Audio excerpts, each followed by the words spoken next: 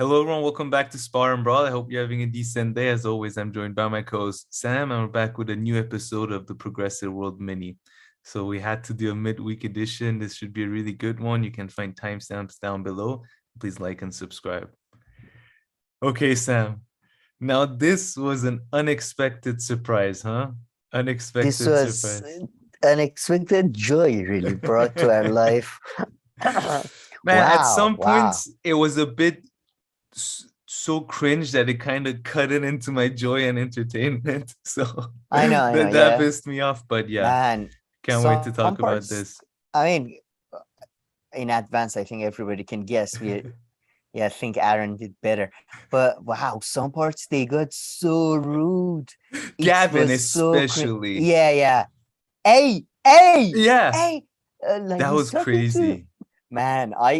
Wow, we're gonna talk about it, but I Yeah. would have like hang up or whatever. I don't know. No, but I mean, Aaron came out looking so good. I mean, it was one of those. Jesus, what is it? Does he have photographic memory or something? How does he remember all of it?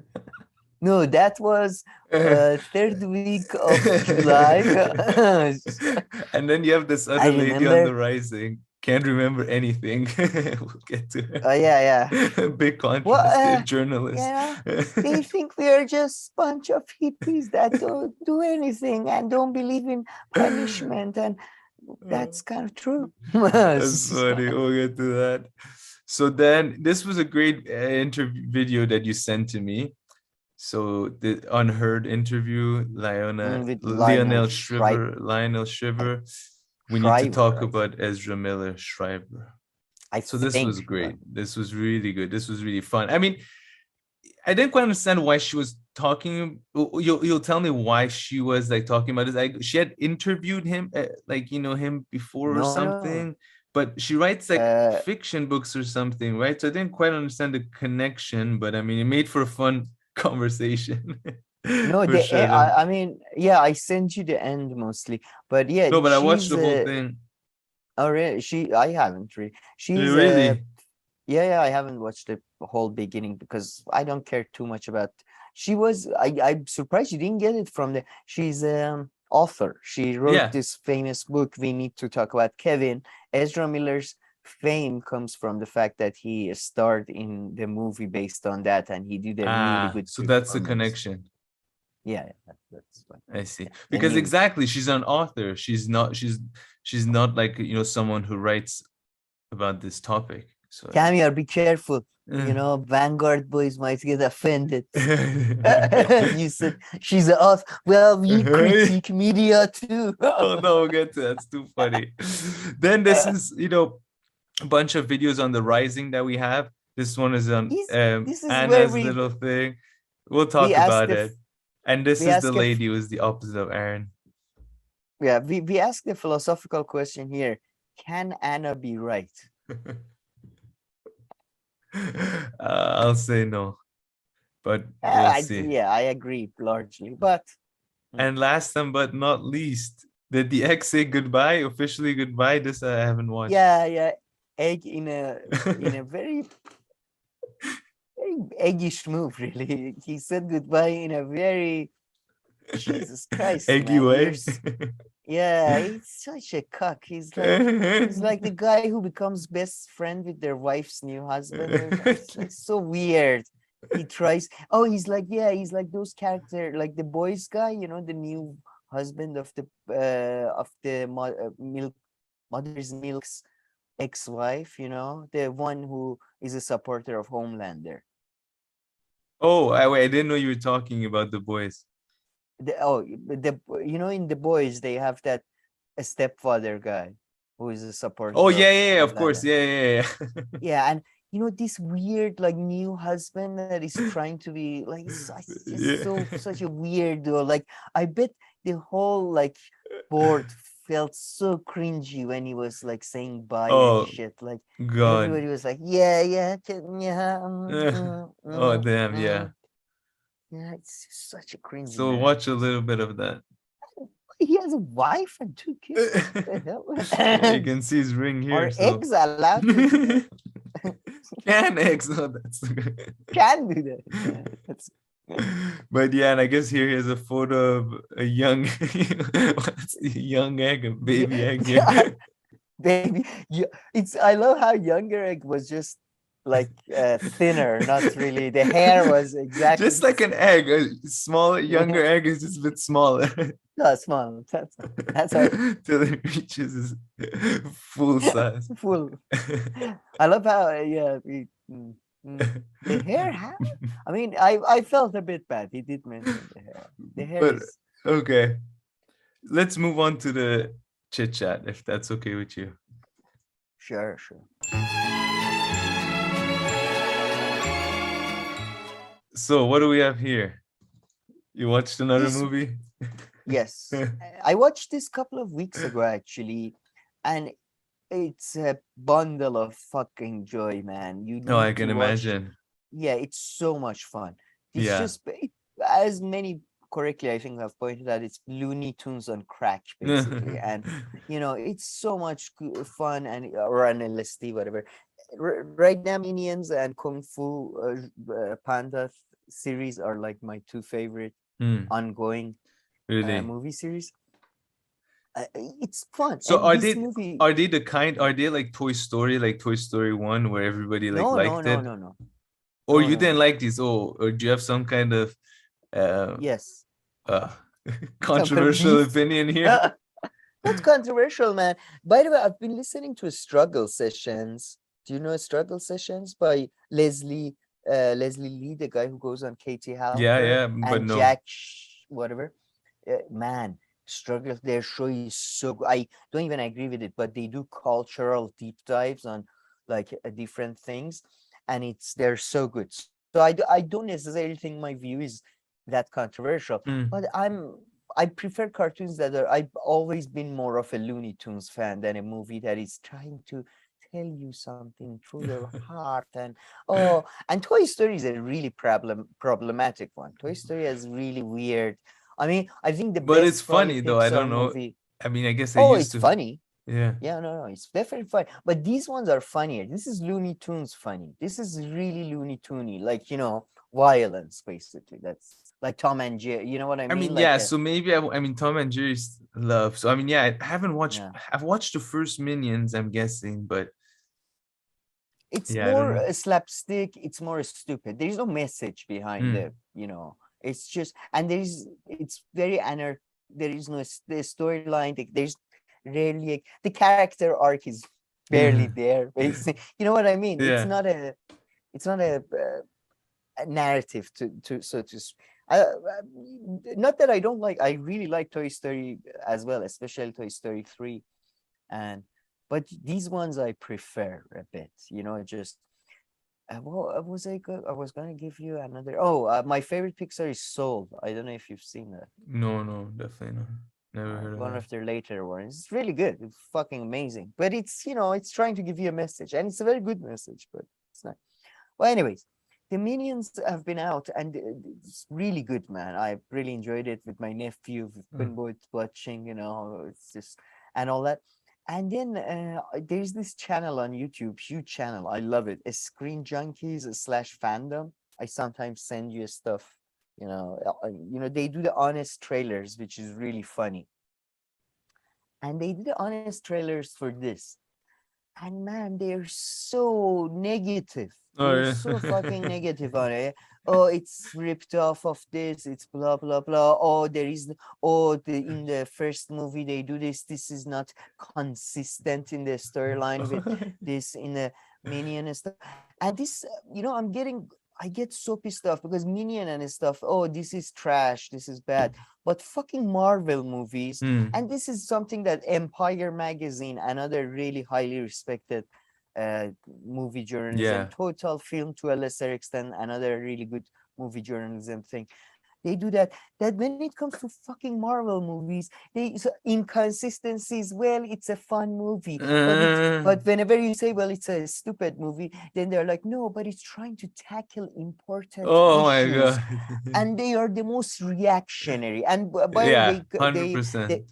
oh yeah, 100% most but they like they say, oh, Minions, you're all Minions. It's all about like consuming blah blah at the end of their honest trailer. what? I mean, if you even if you think you can get that message from the minions, which I think is very stupid, but just Marvel movies are far worse. They're like the most reactionary movies in the fucking world. They're like basically messiah worship of the ancient times brought to I like agree with cinemas, you. and you know, and it's just this beautiful piece of work, this bundle of, it's just so much good. And if I looked at their comments on the honest trailers, man, it was most people agreed with me. It's a really Oh, good movie. nice. Yeah, That's good. it's just so much fun, man. It's, you know, some you like so many jokes for, to be honest, adults to, you know, which I really, I it's mean, a just, good cartoon needs that. yeah, I think so too. But the thing is, it's got a, you know, it's got a high I think what differentiates Looney Tunes from like Pixar Disney style is, first, the storyline is not that, like, you know, characters don't go through that much ups and downs and all that, and the joke, you know, there is far higher joke, you know, you have 4 jokes in 1 minute, maybe 2 of them land, but you have just this rapid fire. You don't have that with Toy Story, and Yeah, no, you no, know true, that. definitely. It's not like that. No, no. It's Yeah, not like in Looney this Tunes. I one, mean, I only know there's like Looney 6 Tunes through jokes Space on, Jam a bit, but I see. Yeah, oh, I see what you mean, there's, though. you know, it's just, you know, there's it's, I always think of them as sort of Monty Python of cartoons, because it's sort of, there is no morality in Bugs Bunny. Bugs Bunny is a dick. Bugs Bunny, you know, he's but it's funny. Like, I mean, he's trying to avoid being hunted, so I guess not a dick. But yeah, I love this movie, so I thought I defended a bit. Not that anybody cares. Very nice. And have you seen the Rotten Tomatoes score? No, I hadn't. Can you Is see that, it here? yeah, no, yeah, So that's the experts, I guess, gave it a 71, and the that's why audience they're gave it an idiots. 89. I mean, it's, to be fair to Rotten Tomatoes, it's, you know, it's aggregates. Yeah. So, you know, it's not a very good snapshot, so to speak, because it's kind of, it's hard to, but yeah, I mean, critics are, yeah, I don't know.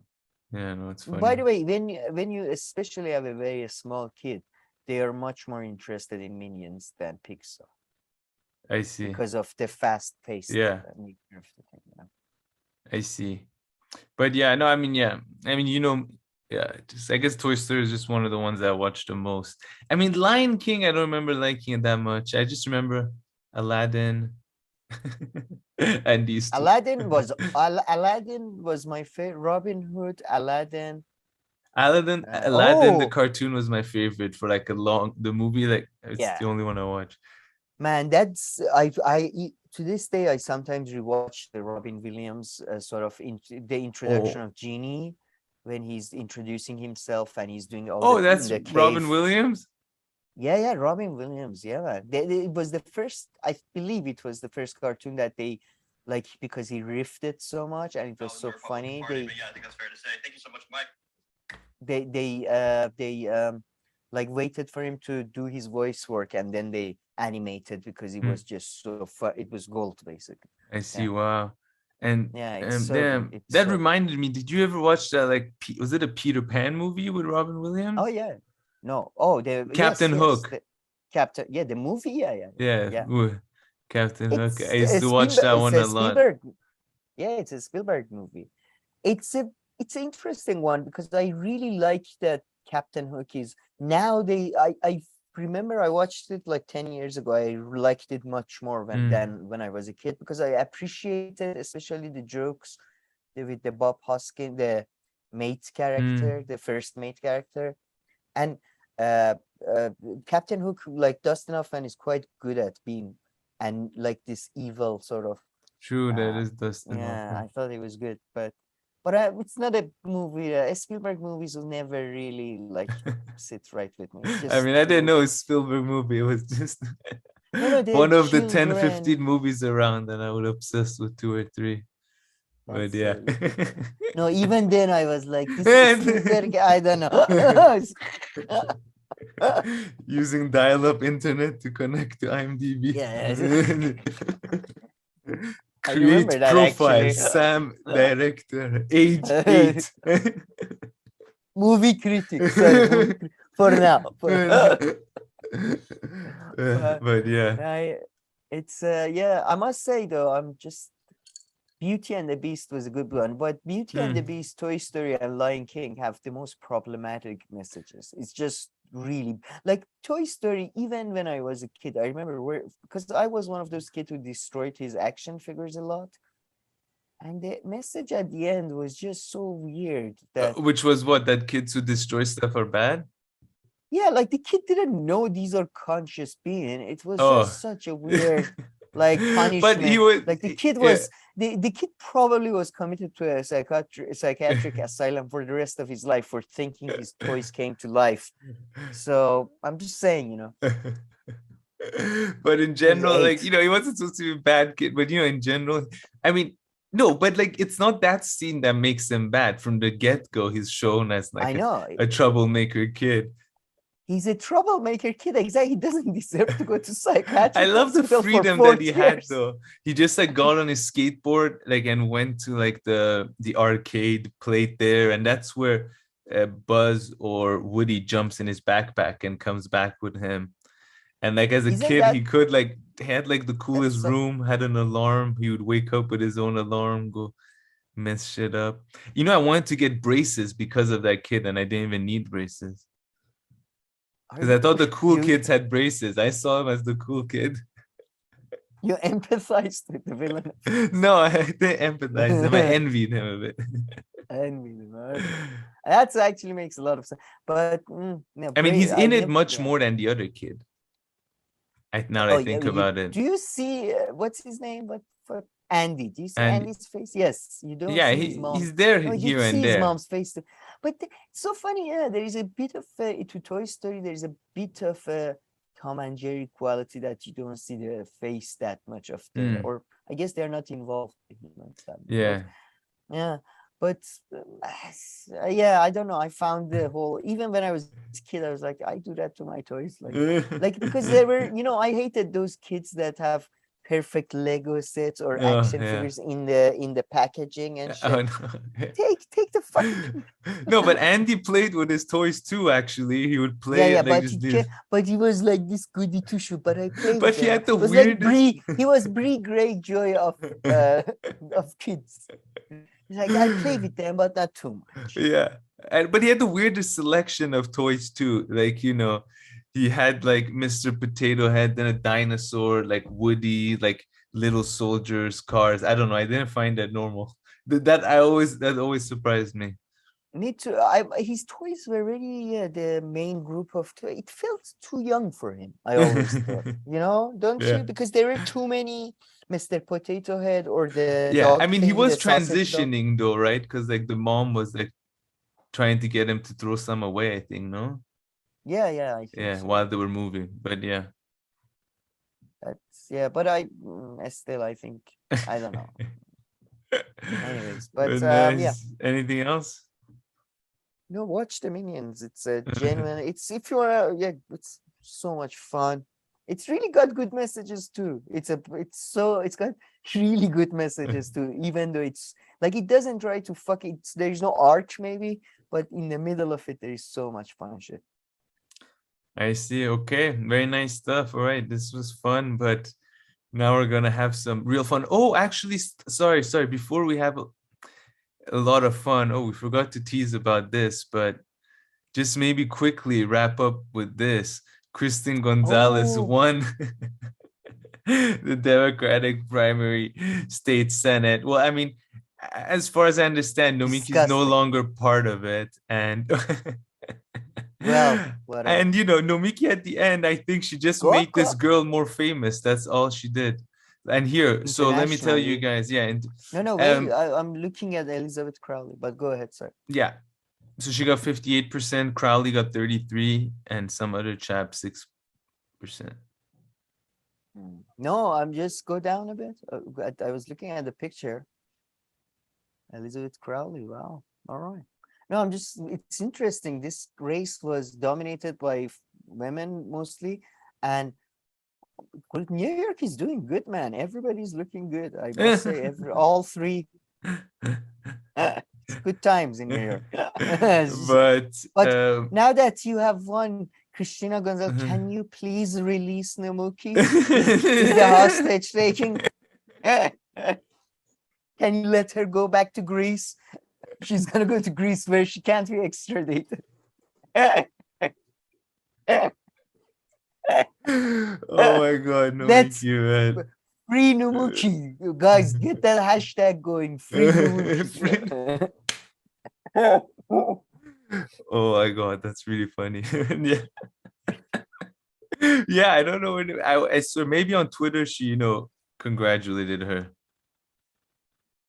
Did she? You think? Maybe. Let's Let me check. see quickly. Oh, this I love how we're still Johnny Depp stuff is still haunts us. I don't know why my Twitter always takes me to that, ladies. Yeah. But I mean that's the URL for some reason. But okay. Disinformation. Last day to vote. New York polls open. Okay. Last days. Okay, so she hasn't. She maybe hasn't put anything 1 out. hour. No, she's been online since the news has been. Okay, this is very good. And like, Kam, you're look, this is so inspiring. Last day to vote, New York. Polls open until 9 p.m. I mean, yeah. If she was like, I swear she should save some face, man. She should have gone there and made a video and like some poll or somewhere nearby and been like, hey, I'm voting for Gonzalez. You should come and vote too. But she's either, she's either, she kidnapped her, Gonzalez. Or secondly, she's so bitter. Well, I do think there is I think she's probably been kidnapped, but even putting that aside, I don't think she has the capability of, like, I think there is a good chance. Look, for example, she goes to have at the, let's say, win rally or just before the winning rally of Christina Gonzalez or whatever. And then I can see cat fight happening, pulling hair.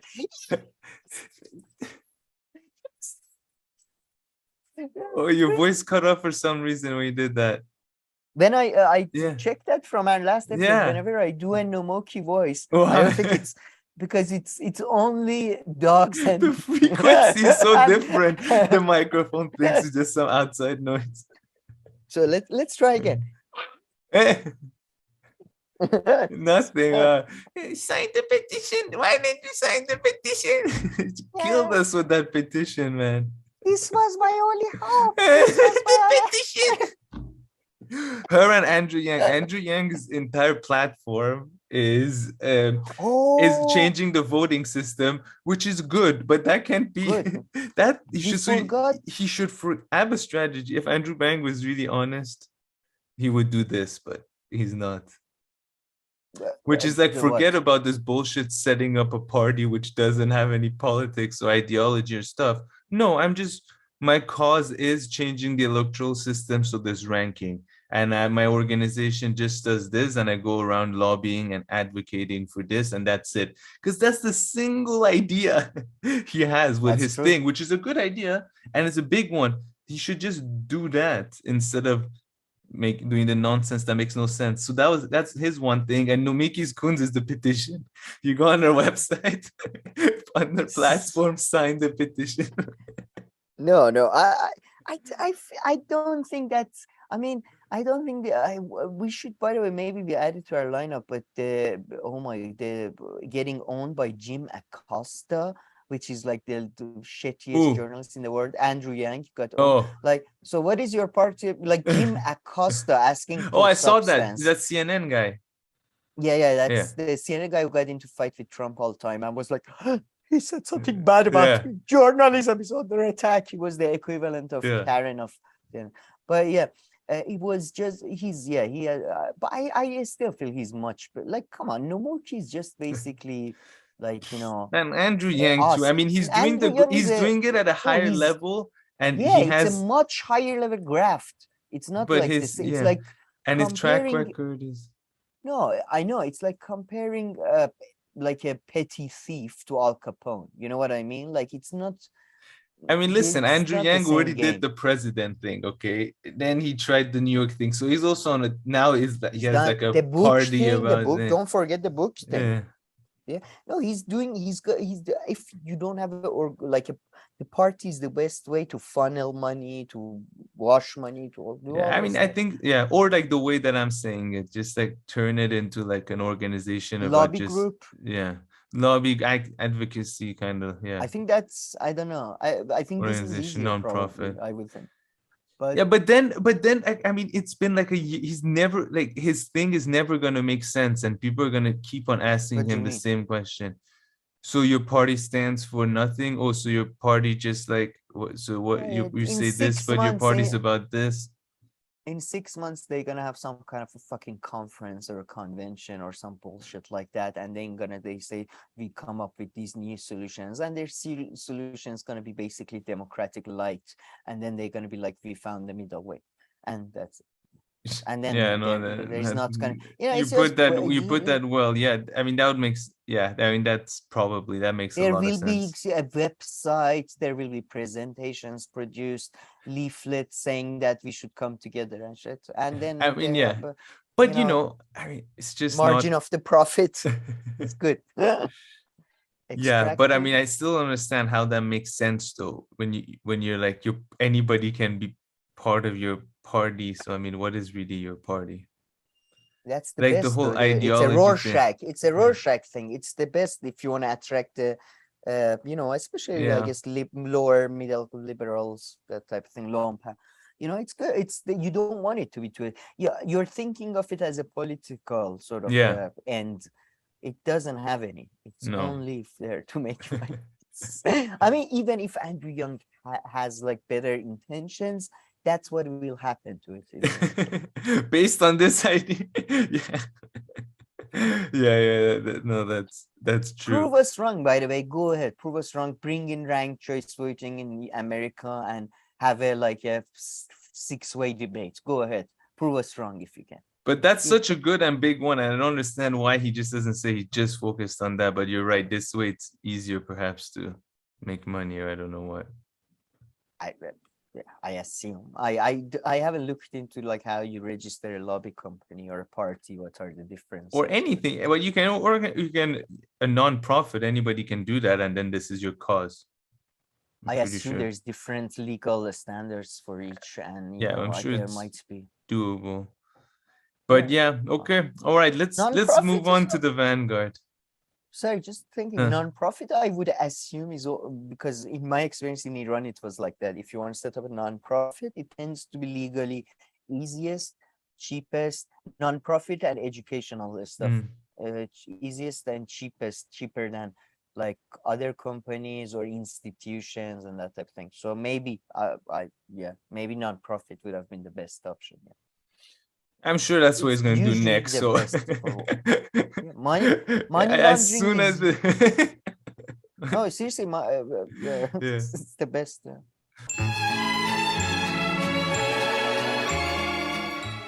All right, Sam, man, this was quite unbelievable, embarrassing. I mean, Gavin really at least like channeled his, inner Cenk. I mean, it was unbelievable. And Aaron, on the other hand, like, but actually after the video, that's where I got there. After the interview, there are two very insightful moments.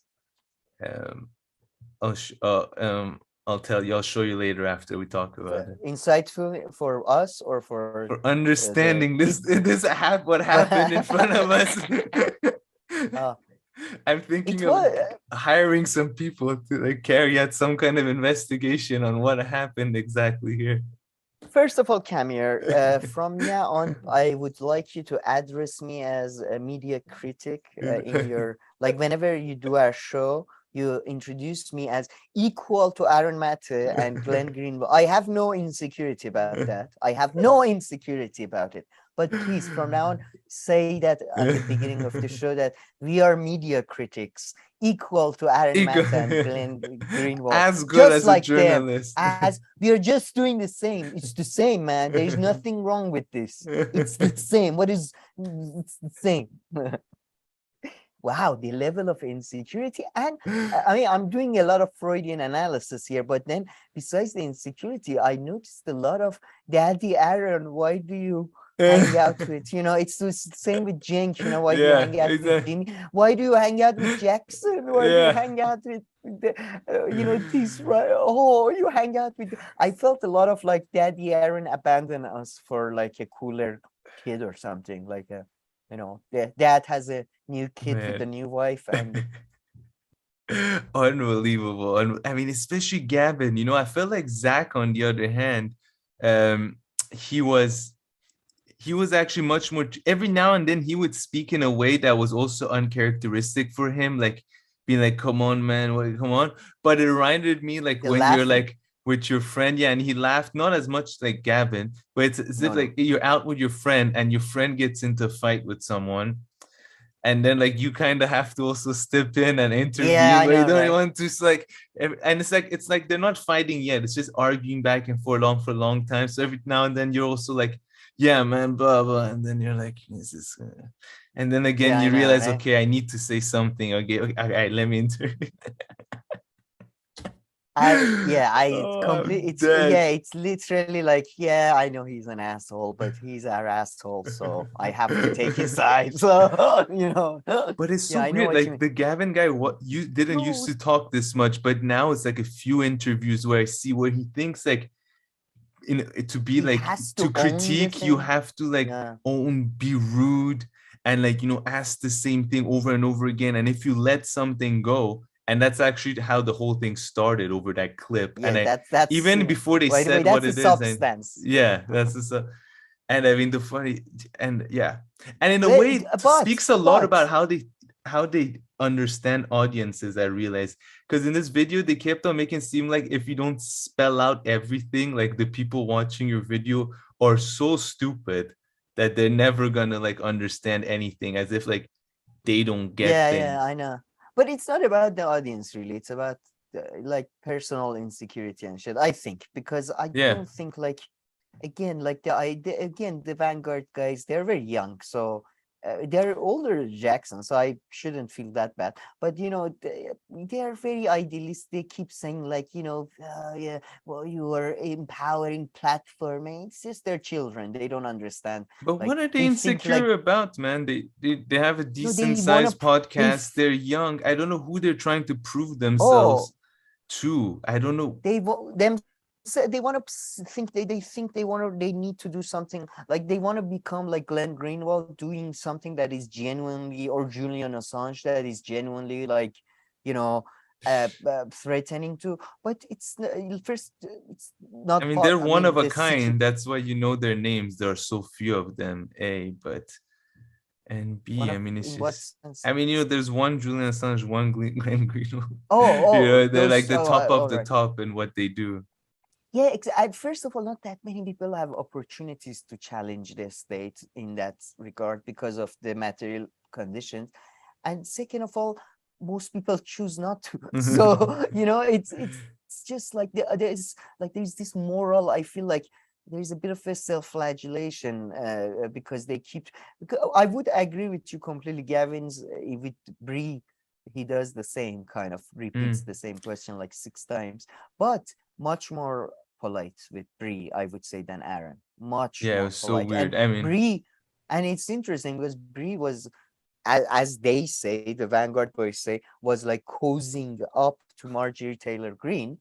But Aaron was, as they say, cozying up to Jackson Hinkle. I would think one is Congress person, one is just a media this person. So cozying up thing is so funny. Like anything that you'll you get, say that somebody else, you're cozy.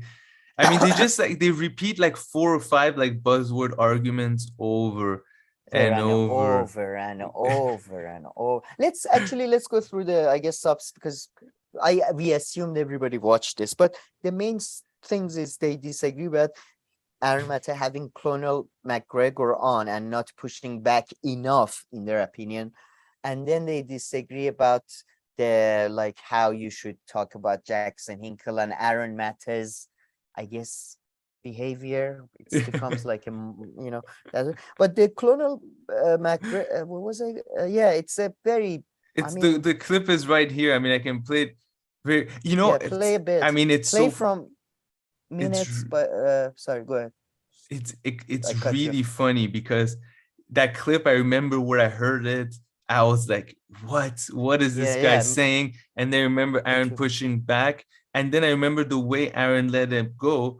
He was like, yeah, fine. It's like, like everybody understands, like, okay, this guy doesn't want to talk about this. There is absolutely no value in asking him again. If you asked him that question one more time, he would have like hung up and left. You know what I mean? And there's, of course, there's so many other things you can learn and understand from someone like him, even if you don't agree with everything, which is really what the Vanguard guys don't seem to understand. But and again, you have, I think they really they have mixed interviews with like chilling out with Wash and exactly, that's an insanely good humanist point. Report. They've mixed no seriously, that's because an extremely they're like, good point. yeah, why didn't you do that, blah blah. This is an interview, like a schedule to talk about Ukrainian conflict. He came here not a schedule. Like, I'm sorry, but if somebody asks me shit about the Frankfurt School just off the cuff, which I've read like somewhat, I'll get so much shit wrong, because if you're doing a proper interview about a proper thing, like, you know what I mean? The topic is decided. We are not just going around in circles talking about every issue that comes up in the world. And Douglas McGregor, he's the kind of guy, he came there to give an interview. So he came there to talk about what he wants to talk about, and that's it. He didn't come to join your podcast to also get Max Blumenthal's view. You don't have to give him 30% of the shares or anything, but just because we showed up. But I think you made a good point. Like this guy, he didn't came to like talk or be challenged by Aaron. If not, he'll be like, okay, I won't come. This challenge and talk, I would say, but maybe on this topic, not on any topic. And then, as you see, that's the weird. I'm play the clip because it's the weird thing. He does push back more than he references, which is, I think, when you push back is the best thing to do. You reference, and some people, they never, like, they just say things as if it's accepted. So, in a the way he references shit. So it's very weird beef to pick. The topic was related. I think if Douglas McGregor, the topic was related. He made a comment. So if this was like a podcast or a discussion or something, you go like, sure. But this guy didn't. He wasn't even that. He comes on this show to like, he does the talking and that's it. Like, you can tell. And otherwise he'll just, he won't come. I get that's the feeling again. No. In the interview before the Russian invasion, I remember Maté pushed back. Do you remember when he said that invasion is likely to happen within? I mean, he asked a follow-up question. Because I remember that. Because he was like, they're gonna attack in a month, and Aaron Maté is like, what, a month? And then he explained, and then they moved on. And anyway, here in this one, it's even more explicit because he's like, I don't want to talk about that. So if they had an interview about Colonel McGregor's career. Right, if that was the theme of the video, and then they and views, Colonel McGregor's career and views, and then he was talking about, I don't think American military commits war crimes, then that's where you have to ask follow-up questions. I feel like here you just express your disagreement. I don't know. I mean, I don't think it's it's not your friend's discussion, but play a bit. Very good point. Let's see where it is. Fall on things they'd rather not. Of course, we make those mistakes. Every military organization does. Mistakes. But it is as ridiculous to assert that the Russians are deliberately murdering civilians as it was to assert when we were in Vietnam, or then subsequently involved in other wars in the Middle East, that we were deliberately murdering civilians. We were not. All right. So before we get into the response that you did give, admittedly, on the push or on this. Why did he even pause it here? Because like he thinks what he says here destroys his credibility on here. And again, like as Aaron, I think says, it's like I can understand somebody making that criticism that this guy is he lives in such a fantasy view of military organizations but then again, I'm sorry, who do you think becomes a colonel or a general in the military? Do you think they're gonna choose some cynics like us or some lefty hippie like them? Like, no, they're gonna choose somebody who genuinely thinks military is good. Through the years, some of them become cynics, some of them remain truly. I don't know this guy, I don't care about this guy's company, apparently as a company, but I think when he says we, he doesn't mean every single fucking person. He means like, oh, we, as as a general thing. So I don't think it was even like, I may have not even pushed back, because like, I'm sure he says, no, American military is different from the State Department. Henry Kissinger and his stooges in the State Department are bunch of corrupt people, but the military men, they are actually, you know what I mean? That's that's a very good point. Like, what, you gonna change his mind now about this? And the other point, he would say CIA, like the crimes in Vietnam, they were bad apples, or they were clandestine activity by deep state actors from, you know what I mean? It's not like, this is a nonsense argument. Anyway. 100%. And you should never, like, everything that someone says, you don't believe it, or not everything completely ruins their credibility. And the people watching the Gray Zone, who do you think watches the Gray Zone? Of course, they're familiar with these things. So of course they can compartmentalize parts of things that they are 17-year-old children about to turn to 18 and be able to vote. They see this and they become Republicans for 100%. That's how it works. Yeah, that's how it works. But to me, when I heard that, he's saying, much like when we invaded Vietnam and then subsequently the Middle East, much like how we didn't intentionally kill civilians, the Russians aren't either. It's not a war that's ongoing. Destruction of was essentially a call for genocide, deliberately kill. So they take issue with exactly what he says. Yeah, we can play the rest of the clip for sure, and then I'll keep talking. We didn't always tell the truth about it. In the sense, when we made mistakes, we tried to dress it up. But the truth is, we never set out to do those things. I don't see any evidence that they are doing it either. If they were, this would have been over 10 days ago. Can you pause for a second? I would take issue with the idea that we weren't setting out to deliberately kill civilians. I'm reminded of Henry Kissinger saying in Cambodia, anything that flies on anything that moves. I mean, that was essentially a call for genocide. Aaron, you can fight that war with somebody else. I'm telling you that as a soldier in the United States. Man, unreal the way the Gavin, and imagine this, there's a full interview. This is just a 1-second clip, and Gavin made a huge deal out of this, thinking that, oh wow, he's pushing back on something, push back on all substance of the video, like this little thing. Unbelievable the way that he decided to act and the way they acted and everything here. Oh yeah, we get to the fun part, but just on the substance of what I think people like Douglas McGregor think. He said, we make mistake, we dress it up, right? Now, for example, Chapel Trap House guys do a great reading about Navy SEALs and Special Forces in US, but you can apply that to any country. That's, for example, in Iran, police force, they actively at some point started recruiting from some of the most violent and thuggish people in the city. Because people like, it's not war crimes are not a lot of war crimes. I think most of them is not like, Kissinger was probably, honest. Kissinger was the best one, really. I genuinely mean that in my when they're honest this much about it. But most of it is just, okay, we're going to put a bunch of psychopaths in a squad, give them guns and let them loose on a city. And then, we tell them they shouldn't kill innocent civilians. And then, they kill innocent. Is that a mistake? Is that a war crime? Is that, you know what I mean? A lot of things are planned with knowing the consequences of like collateral. Like there's that great scene in The Boys where they're talking about the pills that they're making. The Boys, the TV show, the pills that make soldiers, super soldiers for a while.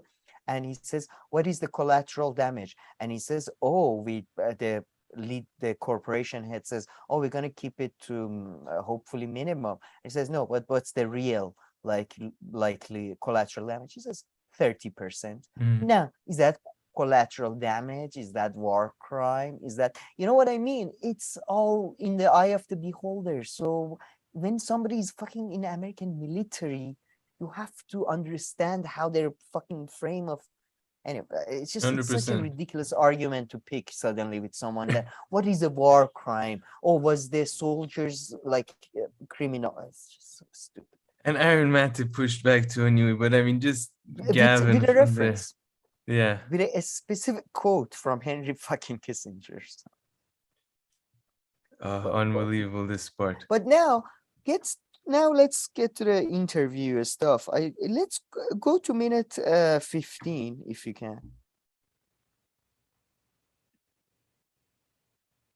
He's disqualified as being credible on the question of civilian casualties if he's whitewashing U.S. casualties out. Go a bit back, because this part I think Aaron tries to. This is the first time he tries to end the combative nature of the thing. That completely tracks with what McGregor said.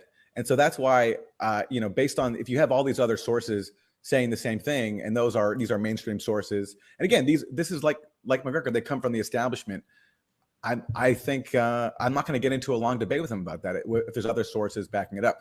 The one point that I hear from you that I think is arguable, and I'm not going to knock you for it, is that he's disqualified as being credible on the question of civilian casualties if he's whitewashing U.S. casualties elsewhere. I don't agree with you in this context, but I understand why you have that point, and you have the right to not pay attention to what he says, as does any other great. By the way, he says, I don't agree with you on this. Did you hear that? Yeah. Am I right?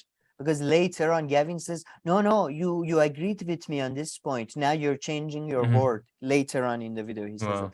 But as you see, I think he's been very reasonable that, okay, you don't agree, I pushed back enough, you think his credibility is undermined.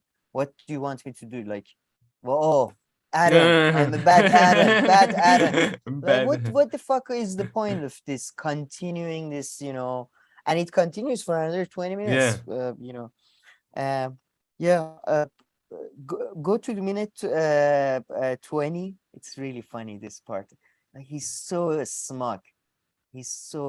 20 just a bit further. What I'm saying is there are other sources who share the point of view that McGregor does when it comes to Russia's conduct inside Ukraine.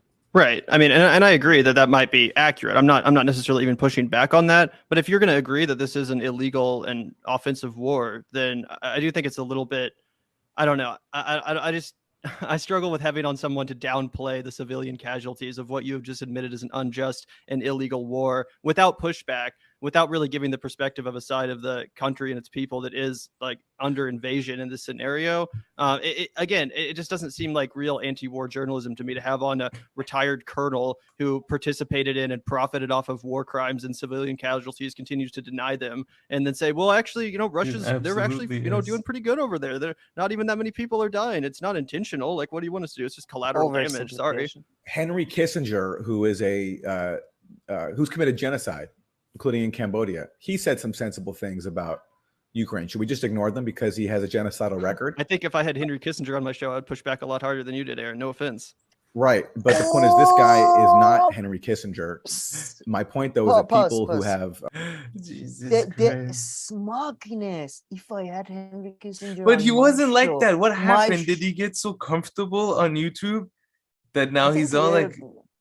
I think Jesse Ventura may have fucked him up. Jesse, you hang out with one famous guy. It's kind of like, some people, they hang out with one famous guy. They really think I don't know. Who the hell is Jesse Ventura? That hasn't also done anything for their channel.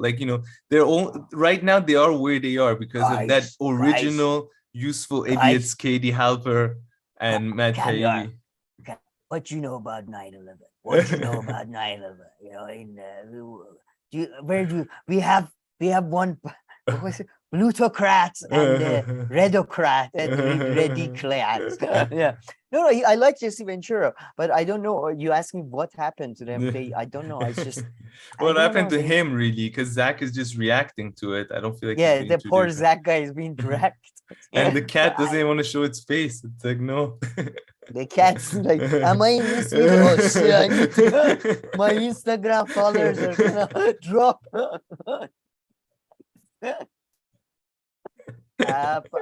Yeah, I don't know, man. They're ridiculous. I love how they talk to Mike fucking Figuerini from the Humanist Report with, Mike, what is your intellectual take on some douchebag who doesn't know shit from shit? And then with Aaron Maté, I don't know, man. It felt like personal animus. For sure. But why? I mean, I'll say maybe why at the end of it. I tell you why. Go clip? to minute. Yeah, I go to minute 25, 22nd. That's why. I tell you why. I have 2 more after that. What I'm saying is, I don't see myself as a YouTuber. Oh my God. The bulk of my work. If this is the reason, it's pathetic. This is the reason. And it's journalism. I do useful idiots, and we make fun of. I don't do clips about other people's shows. You didn't make a useful idiot show this morning about mainstream media. That is about by other people's shows. So I mean, do you think you're less serious than mainstream media? Because Gavin and I don't think you're less serious than mainstream media. That's why we do a show that's flipped about you guys. What I'm saying is, I don't see myself as a YouTuber. Pause. The bulk. And Aaron, anyway, he talks about the issue, credit to him, of the people of what the Sunday morning shows covered. People can go watch. I've been criticizing Useful Idiots. Oh yeah, I'm not even a fan. Especially because of Aaron's presence, because he doesn't make enough jokes. Matt he made more jokes. Aaron is actually very self-serious. So he's always like, oh, let's talk about the issues. And then it's like, oh, PCW again. Oh, come on. I don't want to talk about it. So, that's one, that's a stylistic thing. But yeah, look, did you see that? Aaron, we watch you because we think you're serious. We don't watch mainstream media. Oh my God, Zach and Gavin think I'm a serious person. They watch me. It's not that they just, it's easier to watch this type of shit on your phone instead of watching cable. They actually respect. Oh my, thank you, Zach. I mean, their level of arrogance in these people's heads is just like, play a bit more. Surprising. Bulk of my work is writing, and it's journalism. I do useful idiots, and we make fun of the mainstream media. What I meant is doing things about other people's shows. So you were like, you do exactly what we do. Other lefty shows. I don't engage with that unless Look at them laughing. I understand. So I just think that's okay. Whatever. So you make content for YouTube. We make content for YouTube. One of the things that. But like Aaron, all he's trying to say, the guy, is that I spend most of my time writing articles. That is what I do. Not that's better than you, not that you're good. Especially writing article based on what sources say. That's what I try to do. Yes, I'm also on, I also do stuff on YouTube, but he's not even that much on YouTube because a lot of time he's a guest. On the Gray Zone, he has a show like twice a month, barely. And yeah, he's been doing the Useful Idiots as like a guest. Again, I don't think he really wanted to like downplay. No, not at all. But it's in their head. Everything's in your head, really. And for some reason, I don't even know why. Because doing a podcast and commentating is really cool. And typically, you need to know stuff to do it. I mean, I don't know. You don't have to. Like, we don't know much. I don't know much. I still do it, but yeah.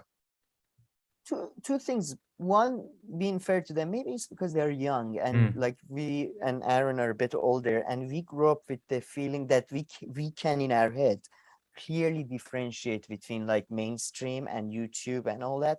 For them, because like that's maybe how they got their news from a very young age. Maybe they can't, like that's why they are so like maybe. Secondly, like we make fun of like, and I hope these idiots used to, I think, make fun of like mainstream media for being overly self-serious. And I don't know what they think they're doing, like with their 26-7. Oh, they lost like 500 after this interview. But yeah, the comment section is very brutal. Self-important. Oh, it was brutal. It was fun. We have it. We can do a quick scroll. Yeah, we will. But before that, now let's go to, I just wanted to play up the next conflict that plays up in there. Go to minute 32:09 or just a bit before that. Just 32, I guess.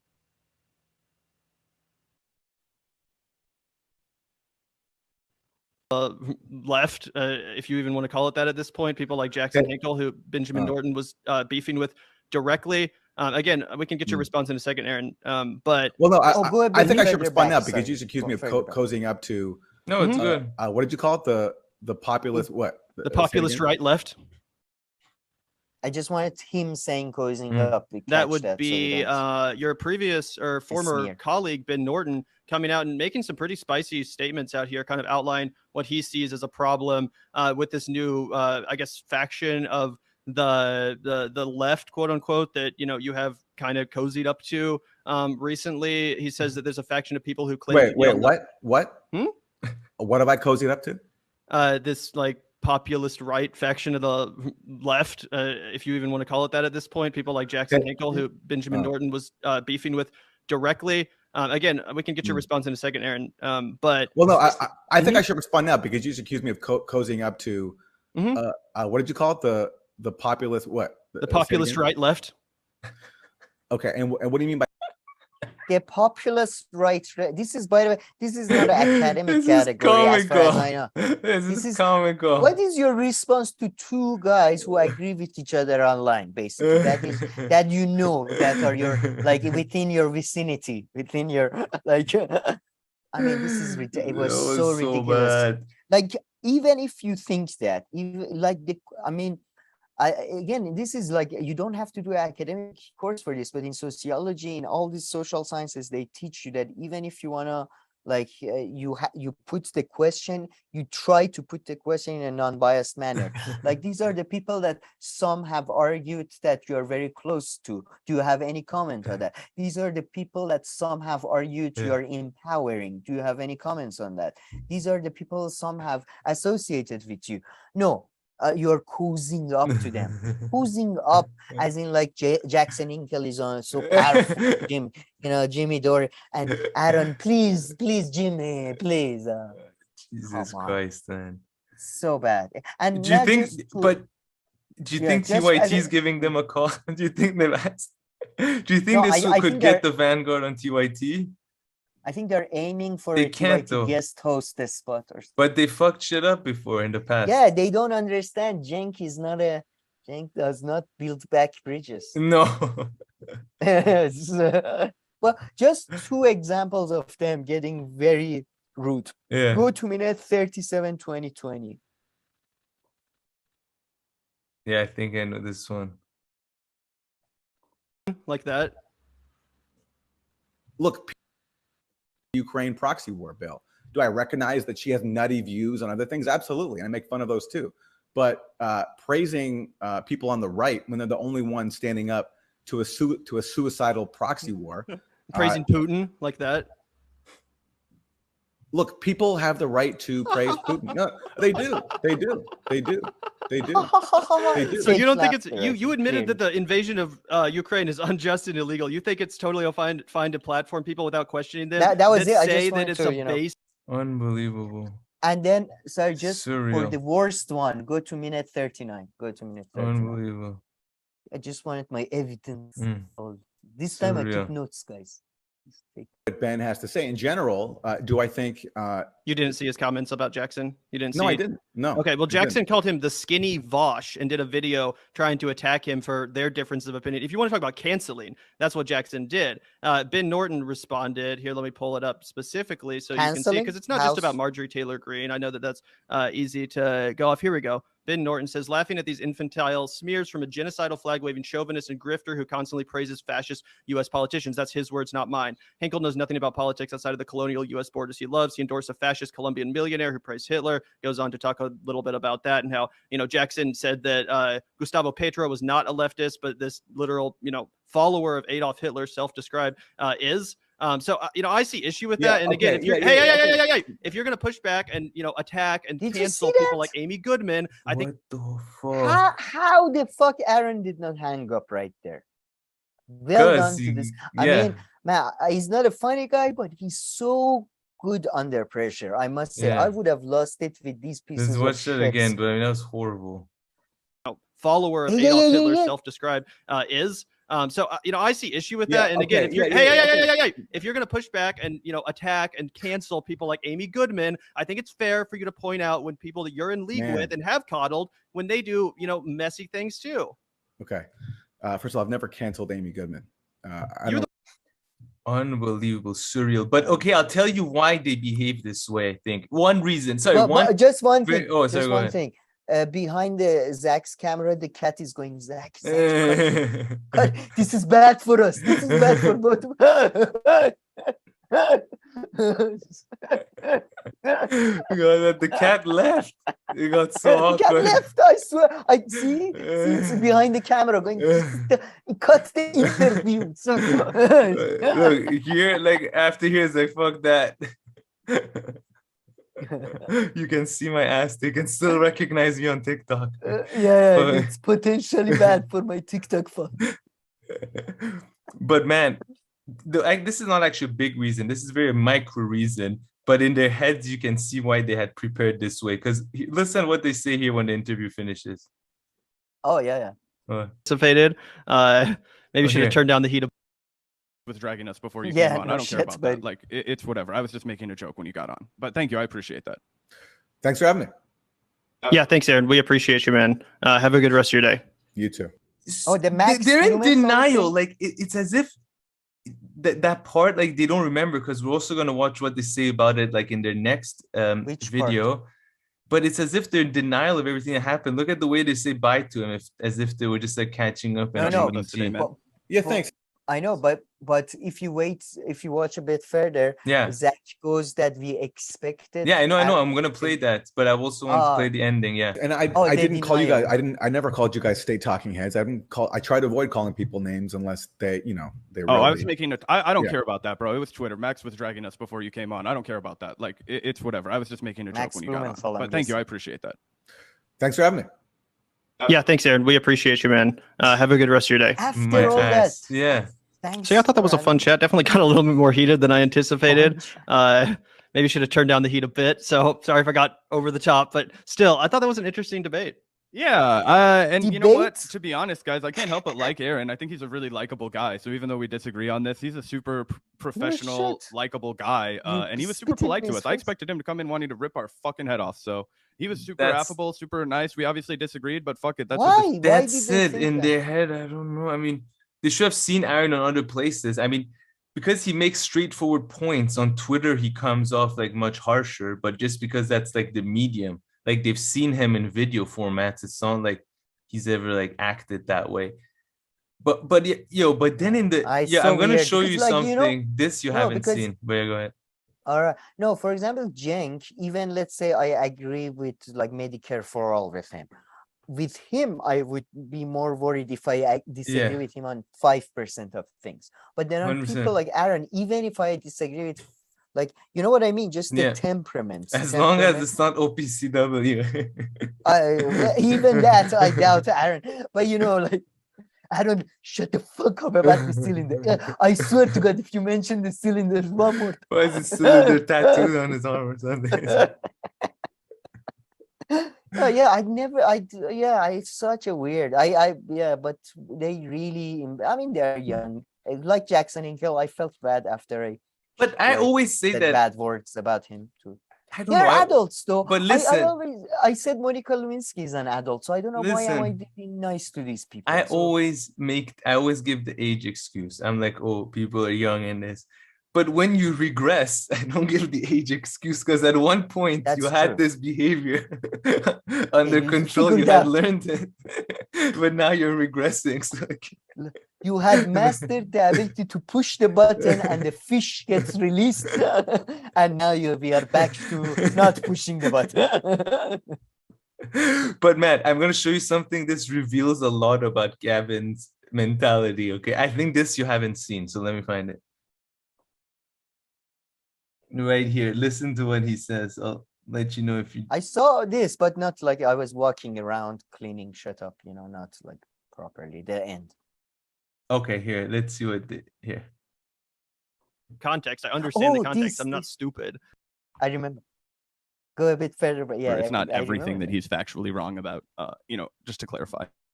Absolutely. And thank you, Mike. Really appreciate that. And thank you, Leto's Golden Path for the $5. Check out John Mearsheimer on YouTube, guys. Will really educate you on Ukraine. Excellent scholar with insights beyond the media propaganda. I mean, I don't really think I need education about what's going on in Russia, Ukraine. I appreciate the suggestion, but I know the context. I understand the context. I'm not stupid. I don't think he was implying that. I think he was just giving a good resource. I wouldn't take it as like a dig. Well, that's fair. That's fair. I just anyway. But well, he has some kind of insecurity about like being like stupid and not serious or something.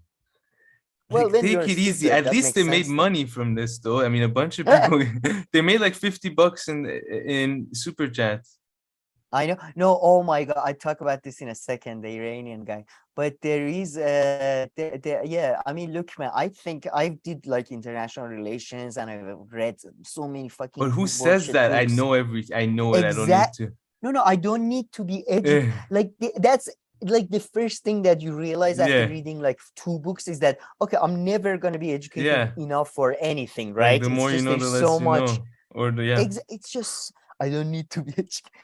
I mean, and I don't think he realized who John Mearsheimer is, although the guy said excellent scholar. But I think as soon as he saw that, he started seeing red. I've criticized realist theories, and I don't think their theories as a descriptive theory hold up at all. But John Mearsheimer is, with Stephen Walt, are the most foremost like people in their own field. Yeah, and so the idea that you have nothing to learn from them is learn from Mearsheimer is weird. But I think after this he just like blacked out. I don't think he even heard the excellent scholar with inside part. I think he was just already fuming. I'm telling you, the resemblance to Cenk are surreal in this whole interview. I know, right? From him, like the look, the faces that he made, the way he couldn't get over a certain topic. And then, it's just unreal. And how red he got and angry. Oh, man, the way that he would ask for... Okay, now, we both agree that this war is illegal? And Aaron's like, yeah, I think it's illegal. Okay, yes, good that we agree on that. Providing meta commentary like Cenk does. But go underneath, find there is a commentator who pays like 6 times, and his name is Nima. Oh, here's one. Nima Azar. It is clearly Iranian. Nima Azar, Nima P. Azar sounds like a very Iranian. Nima, I mean, I don't know any non-Iranian Nimas. Potentially, Azerbaijan, Pakistan could have similar, name. But also with this spelling, It's not a double E, it's an I here. Yeah, that's true. That's very Iranian, I think. Yeah. But man, this guy was the only guy, because nobody who's a supporter of Aaron is gonna give these motherfuckers money now, right? So he was the only guy. Iranians are the best. We are the only one. It's the only country that you see fights happening between 2 adults. The adults.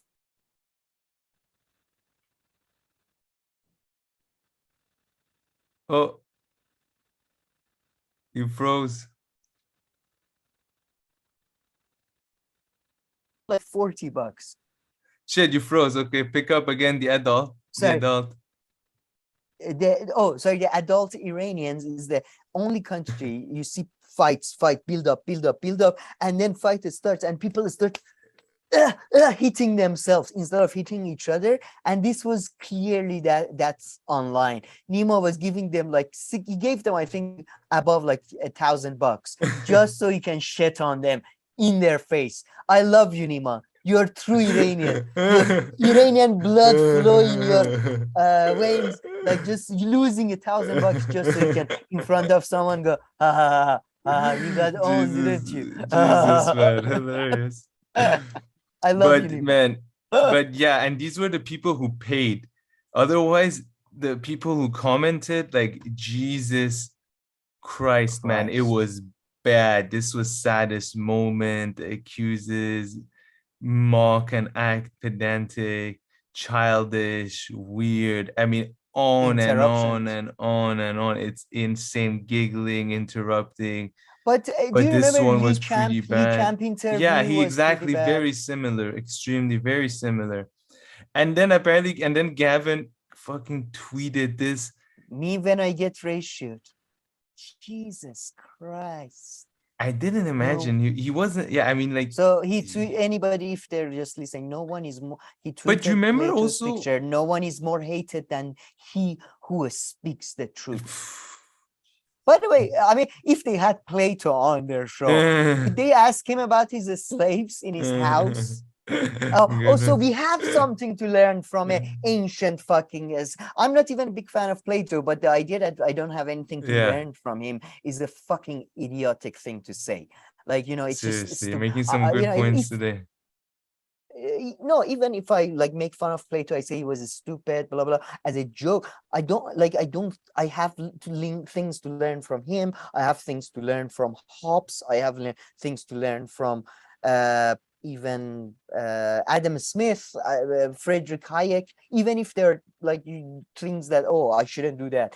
But this, and then this is the guy who just 3 days ago made a video about how Ben Norton ratioed. Look, man, I don't give a shit about that's so true. Nino popularity. Turner, Or no, but their whole show is about this guy ratioed, that guy. This is popular left. This is popular leftist view. Popular. And then, when I get ratioed, I go with the guy who didn't believe in democracy, who believed in philosopher kings, who had his slaves, wasn't sure about the women either, to be honest, frankly, too much. You know, it's fucking hypocritical. No, this was insanely bad. And then on top of all this, so today in the live show, it's like they're in denial. And I mean, they lost like a few percent of their subscribers. No, they lost 300 at least. I remember. And they have like 20. So what is that? It's like 2% of their subscribers. I mean, they lost a lot. They lost like 2 months worth of work probably. getting them, because they went from like 26 point something to this 27. It took them a long time. So it was all. And then it happened, man. It happened during the interview. I kept reloading the page and 27.2, 27.1, 26. But man, and then this is them in their next show. They're in complete denial. They don't like address anything. Convo guys, I thought it was a great conversation. Shout out to Aaron for coming on and having it with us. Nothing but love for the guy. Conversation, sure. And shout out to you, Big Cats. Yeah, thank you so much for the kind words, Big Cats Corner. Really appreciate that. 199. And I thought it was a really good interview as well. Definitely got spicy. I was telling Zach I maybe should have not had the second cup of coffee.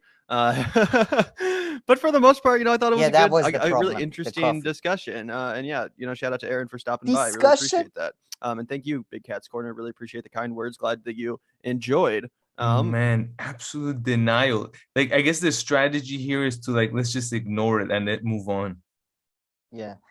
But from now on, whenever I go on one of those rants, please, Kamir, just describe them as a academic lecture given by Sam on a discussion. That was a discussion. It was you shouting at someone and like snickering at them. It was not a discussion. I know, man. It's like honest, you go out to dinner party with some people or something. You have like huge, insane argument at the table. After the next day, good dinner, huh? Everything went good.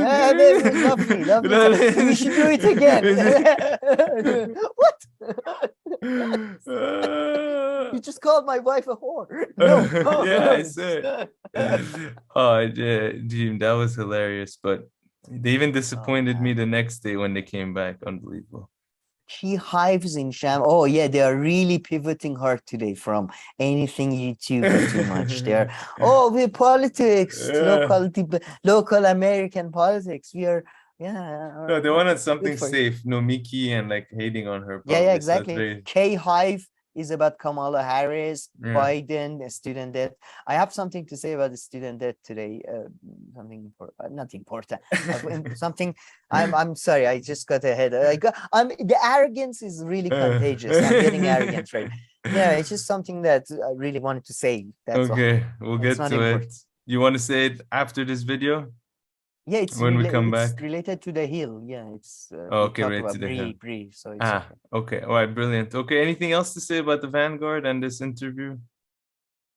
No, but please, guys, don't ever say you guys are funny. You guys are, I don't know, like good YouTubers. From now on, media critics, in line with Adorno, you know, that type of people. It's Adorno, and then we're next to him. Really, I mean, I don't want to blow my own trumpet. But listen, Glenn, you make videos, we make videos. Yeah, we make videos. You tweet, I tweet, you write, I write, you eat. We make videos, Christopher Nolan makes videos. I feel like we are on the same level. I feel like we are on the same level. No, I think so. Yeah, I think so. All right. Okay, Sam, let's move on to the hill. We're going to first start off with this first video, I think, unless you have some general comments to make. But that's the one about, you know, the attack.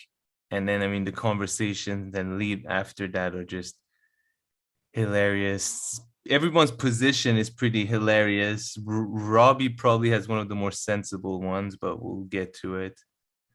Yeah. But I think I should play the beginning of the clip here because it sets up the whole thing. I think so too. But just the disclaimer, I said this is a I don't mean in the beginning I said Anna is right. We are asking the question, can Anna be right? And the answer, it will be interesting. I'm not saying he's gonna say yes or no. So it's a disclaimer that, but I think it was an interesting debate, and I took notes this time so I can so like I don't go on a, you know, if I go on a, because I got really angry watching. Oh yeah. So if I go on some tangents, bring me back in. Well, I look forward to what you have to say. So actually, let's watch the beginning, and then you can start commenting a bit. Ranting. And beaten unconscious with a rock while on the way home from work. The judge has set a $5,000 bail for the alleged perpetrator. People are pointing out that the perpetrator has over 40 previous arrests. He is also homeless and unlikely to make bail for those reasons. The other attacks include an assault on a stranger that garnered this reaction from the Young Turks and a Kasparian.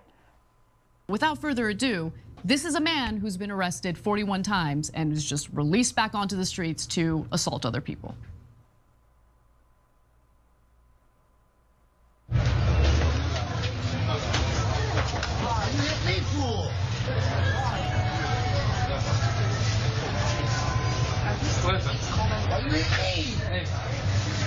Are you okay?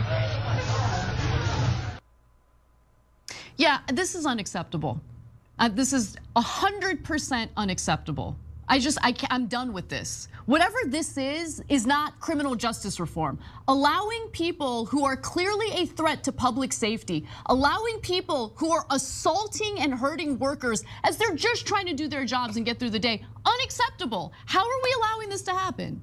See, that's why she's not right, because she just turned it into a bullshit argument, put out some premises, put out some assumptions. Jordan Peterson did. How is this okay? Is this criminal justice reform? Making random links to something, of course, a pretty horrible incident. But yeah, should I play a bit more here? I don't know. Fair, this is it? This is criminal justice reform? That's it. Our next guest has accused. I went on the TYT's channel to find the video. Yeah, I couldn't find the full video because that's the biggest thing here. As you say, there is, I don't see the rest of the video. There is one more tweet about this from her point of view. I don't know what she goes on to say. And that is, I think, the main. Yeah, usually she doesn't. That's usually, but you know, you can't pass a judgment before. So because, and that's what I think that what if there's a getaway from this for us or whatever, is that you should, when we talk about these issues, and that's why I think I became, not that I'm a leftist, I don't know these labels, I don't care too much about them, but I think why I became interested in like Marxism and materialism, because they provided actual evidence and substantial arguments, which is very much lacking in this 21-minute video. But I did, yeah, Anna is connecting a single issue to a general criminal reform thing. I don't know. Has there been, we played the video, but they talk very little about whether there has been recent criminal reforms in New York Police Department or not. No, I mean this video. Yeah, sorry. No. I like you now. You played the part where the lady speaks a bit. Yeah, they just have ideological debates, really. And this lady, so this journalist who comes on, I mean, oh my God, she's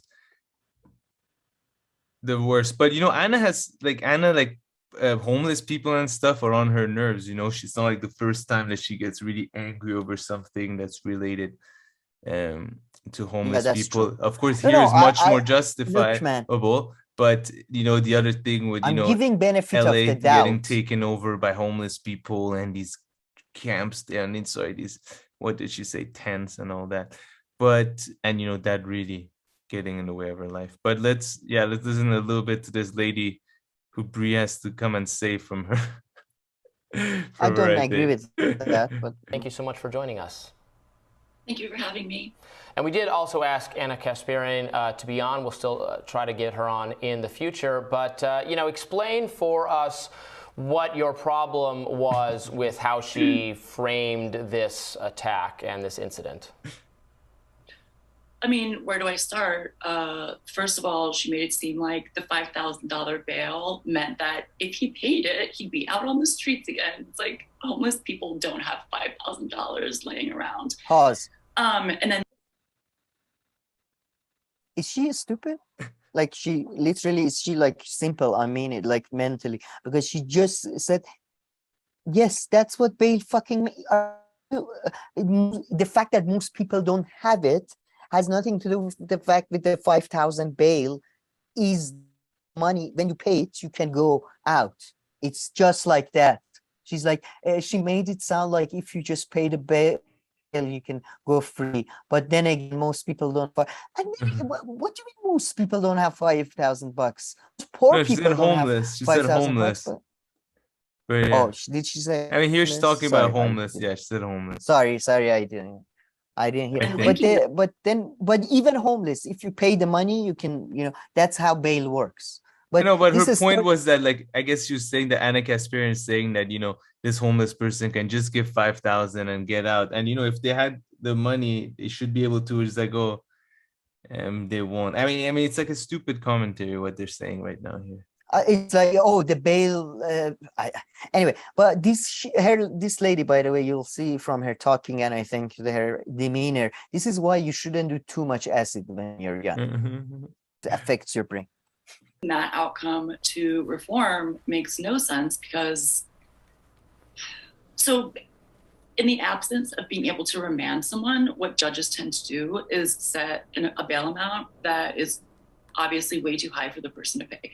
So what this judge did has nothing to do with reform. It has to do with a loophole in the system where this guy's essentially remanded to jail. Because again, I don't have $5,000. I definitely don't think this guy. What's going on? Like, I agreed with her. Point there, I think. Like, I'm like, what is going on? Why is she struggling so much on a topic that she's an expert in? Acid under the age 30, your brain is still developed. It's about, look, most people don't have $5,000, and this is actually about branding. And then he went to the judge. And then this is loop. Oh, lights. It's just let's finish this and then Briahna's introduction too, and then I think from there we can take it. It does. So and then there's that. And, you know, just this idea that, and this, you know, sort of happened when the, you know, discussion on Twitter where everyone called me you know, an insane idiot for 3 days. You know, this idea that if you don't want this person to be in jail, that means that you're like, why do I feel like I'm listening to a victim? You yourself crying with like unicorn horn beams instead of listen. It's jails. But what that misses is, A, that guy does not belong in jail. He belongs in a decent psychiatric hospital. We don't have those. In jail, he will be unmedicated. And I looked into this. Pause. I looked. She said, they like hippies, they just want a unicorn, and then that's how they characterize us. And so that's why I think they shouldn't characterize us like that. We want the guy to get the best treatment in the world for what? This is exactly like that's exactly what they mean. Me too, when they but say right now it doesn't exist. No, I don't agree with that. Like he deserves a nice treatment facility. I mean, okay, we get to the substance there, so I leave that for the end of his status on the Department of Justice, the Corrections Department website. He is at the Eric Taylor facility on Rikers, where, according to their website, it's a mix of adult men and kids. So, like, the best place for this guy is to be unmedicated, because Rikers guards don't administer antipsychotic shots, right? Unmedicated around teenagers. So I don't think, I think a lot of these conversations about public safety forget the people who are behind bars, especially pre-trial. Pause. Why isn't... Man, she's unbelievable. I know. Conversations about public safety. Okay, wait a minute. When did this... There is two things. There is the larger scale public safety conversations, and then there is this incident and this individual man. We should be able to differentiate between those two things. We can't criticize Anna for not doing that, right? For not differentiating between a single case and larger scale social forces, right? But as I think we will see in the rest of the video, neither do they. And I'll get to like the psychiatrist. Oh, this guy, I'm sorry, this guy is reportedly have committed 40 crimes. Nobody mentions out of those 40 crimes, were they all shoplifting or were any of them violent crimes? Has he been diagnosed in after any of these crimes with anything? Or has he been not diagnosed? Has he been even examined? Is there there's nothing like this on him for some reason in these conversations. I don't know how they drag this on for 21 minutes. They are automatically assuming this is a mental health victim and he deserves mental health. I'm sure he is. Anybody who goes around hitting people in the head is, of course, has some mental issues like that. That's for sure a given. I think we should differentiate between like psychological issues and like, mental, what I mean? Like there are people that are, there is a differentiation be able to make that. I think if you work for a fucking arms manufacturer, you're a mental person at a high level, let's watch this a little bit to finish. I just wanted to make the point, neither Anna nor them, I haven't seen it at least anywhere, they talk about either this specific case in substance or even the criminal. She actually, with all her wishy-washiness, she's the only one who talks a little bit about actual New York City crime structure and what's happening, even though she says it's so wishy-washy. Well, she's a journalist in that area, so maybe her written work is a bit better, but I don't know. You're right.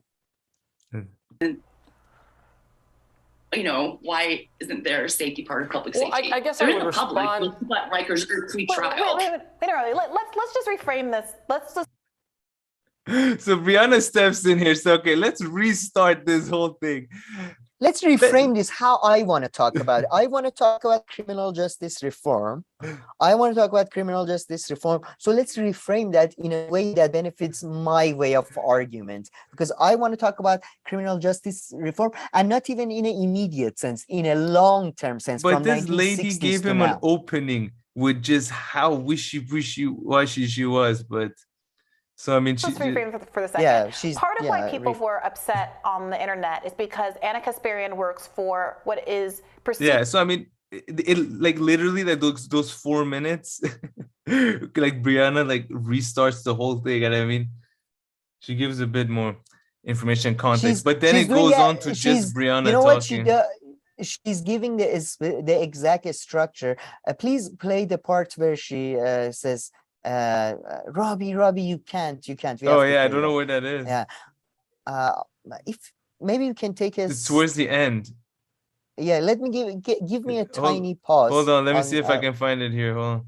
Regular people, so they are more subject to eviction. Go ahead, Tana. K2, like don't do anything of this sort. All housing is given to homeless people, and what inevitably happens over time is they leave, they trash the place, they don't participate in the. Just before that, I just want to say about your comment about the reframing. What she's doing, and that's why I get frustrated a lot with her way of argument. She brings that she's trying to frame it in an academic argument sense. You know what I mean? That first you do first you give a broad sort of do a literature review. You say why now this question is being brought up. Anna did this. Anna is viewed as this. Blah blah blah, and then she's bringing. So she's always trying to. And to be honest, I get frustrated because she's very academic, but I do like the structure. I do enjoy the structure. So I think that's why you like. Yeah, she's reframing it as in putting the story in the context in a way. Yeah, that's what she does. And then let's see here, Robbie. The kind of social contract of living there, and they're back on the street. So it's nice. The niceness does not mean they. I have a question. Do you know if they have rules about like curfews? Here's the thing: you can't say that. Well, I mean, he just said it anyway. He's also here though, generalizing and misrepresenting this kind of this context and situation. So he's not doing a good job either. But it just turns into an ideological debate with how their understanding and their views and how they see, situation of homeless people. And play a bit more. I really want to see the part where Brie loses it. Drug use, alcohol use. Yeah, here's the thing that's being said, Robbie. We need those coercive measures. No, Robbie, people are being forced out of home. There are conditions for homeless people who are in the system that are so much more stringent than the conditions for regular people. So they are more subject to evictions and losing their homes because they're not allowed to smoke more. If they get caught smoking marijuana in their house, they're out on the street. If you or I smoke marijuana in our house, nobody cares unless the police literally come and knock on our door. And in fact, it's legal in DC anyway for us, but it's not legal for some of them who are in the public housing units. So what? Go ahead, Tana. I'm sorry, I was just going to say the marijuana thing. Sure. I can't believe my tax dollars are going to homeless people living for free and getting high. You know what happens when they get in trouble for drugs and lose that housing? They go on the street and they do K2, which is what this assailant had on him. K2, like I try not to panic about drugs, but K2 is really bad. It actually triggers psychotic episodes. So I would rather have that guy smoking his face off of like fancy weed in an apartment than out on the street. That's what I'm talking about. What? Yeah, I mean, if they were sitting in their apartments doing smoking marijuana, there would not be a problem. Nothing against that. The problem is they eventually end up back on the streets punching people and beating them with rocks. You cannot make untrue, unsubstantiated blanket statements like that. I'm sorry, you cannot. They all don't do anything of this sort. They all. Robbie cannot do that. Brie, on the other hand, and her, when you make a positive assumption about a large group of people, Kam, you can always make a positive. They all are under pressure from the economic situation. They all are dealing with mental issues. They all didn't have good childhoods. They all have some sexual identity problems or something. They all have, it's 100% generalizing the other way around. Look, my personal inclination is towards blaming the system. I understand if we have better housing in general, crime will go down, mental issues will go down, blah, blah, blah. This video, this guy's debate, nobody who was saying why this video after this guy after 41 times being arrested, nobody was saying why this is because of housing. Nobody is saying that. It's just saying that criminal reforms, and by the way, I'll give a specific example of why criminal reforms can be bad. I'm not against them, but can be bad. Anything can go bad. I mean, any policy that you think can either have negative like knockoff effects or like just in general can like straight away just like ruin stuff itself and not have the opposite effect that you want. So I mean, the put fact abstract that some kind aside. of reform doesn't work is not, it's not new. Exactly. Yeah. For example, I genuinely believe, and I look, I think criminal reforms that, let's be more lenient, for example, to prisoners in a lot of countries are used to gut the state prison and police force systems, privatize them, and that they use the cover of, we're gonna be nice, we're gonna reduce sentences, we're gonna do that. So I think that's been happening to an extent in Europe, in Iran, some places. To some extent, very limited. Most prisons are still shitholes. People are awfully, it's criminal university. You go in there, you come out a worst criminal. I think, I don't know about this specific case, right? But let me give a specific, forget about abstract ideas. NHS in the UK, as you know, is kind of like a god. Everybody loves it, right? But it's always, there's problems with it. People are always unhappy with waiting lines. At the same time, they're always fearful that they might privatize it, they might defund it, blah, blah, blah, right? And conservatives never come out and say that we're gonna defund the NHS, we're gonna cut services. What they say, we're gonna, no, we want to reform it to make it better. We want to fast track things. We want to have lower waiting lines, blah, blah, blah. Nobody trusts them. Nobody trusts them. Why? Because they're conservatives. They're Tories. We know who you are, blah, blah, blah, right? Then you got the Labour, and Labour is a bit more, I don't know why, but it's a bit considered more trustworthy on that. Maybe because they made NHS since then. They haven't been very nice to it. And then in 1997, guess who comes to power? Labour under Tony Blair. And he pushes his reforms ahead. And everybody's, oh my, such good, putting quotas up, blah, blah, blah. And those reforms coming from Labour, from like what people would have thought at the time would have supported people like probably even us, turn out to be bad.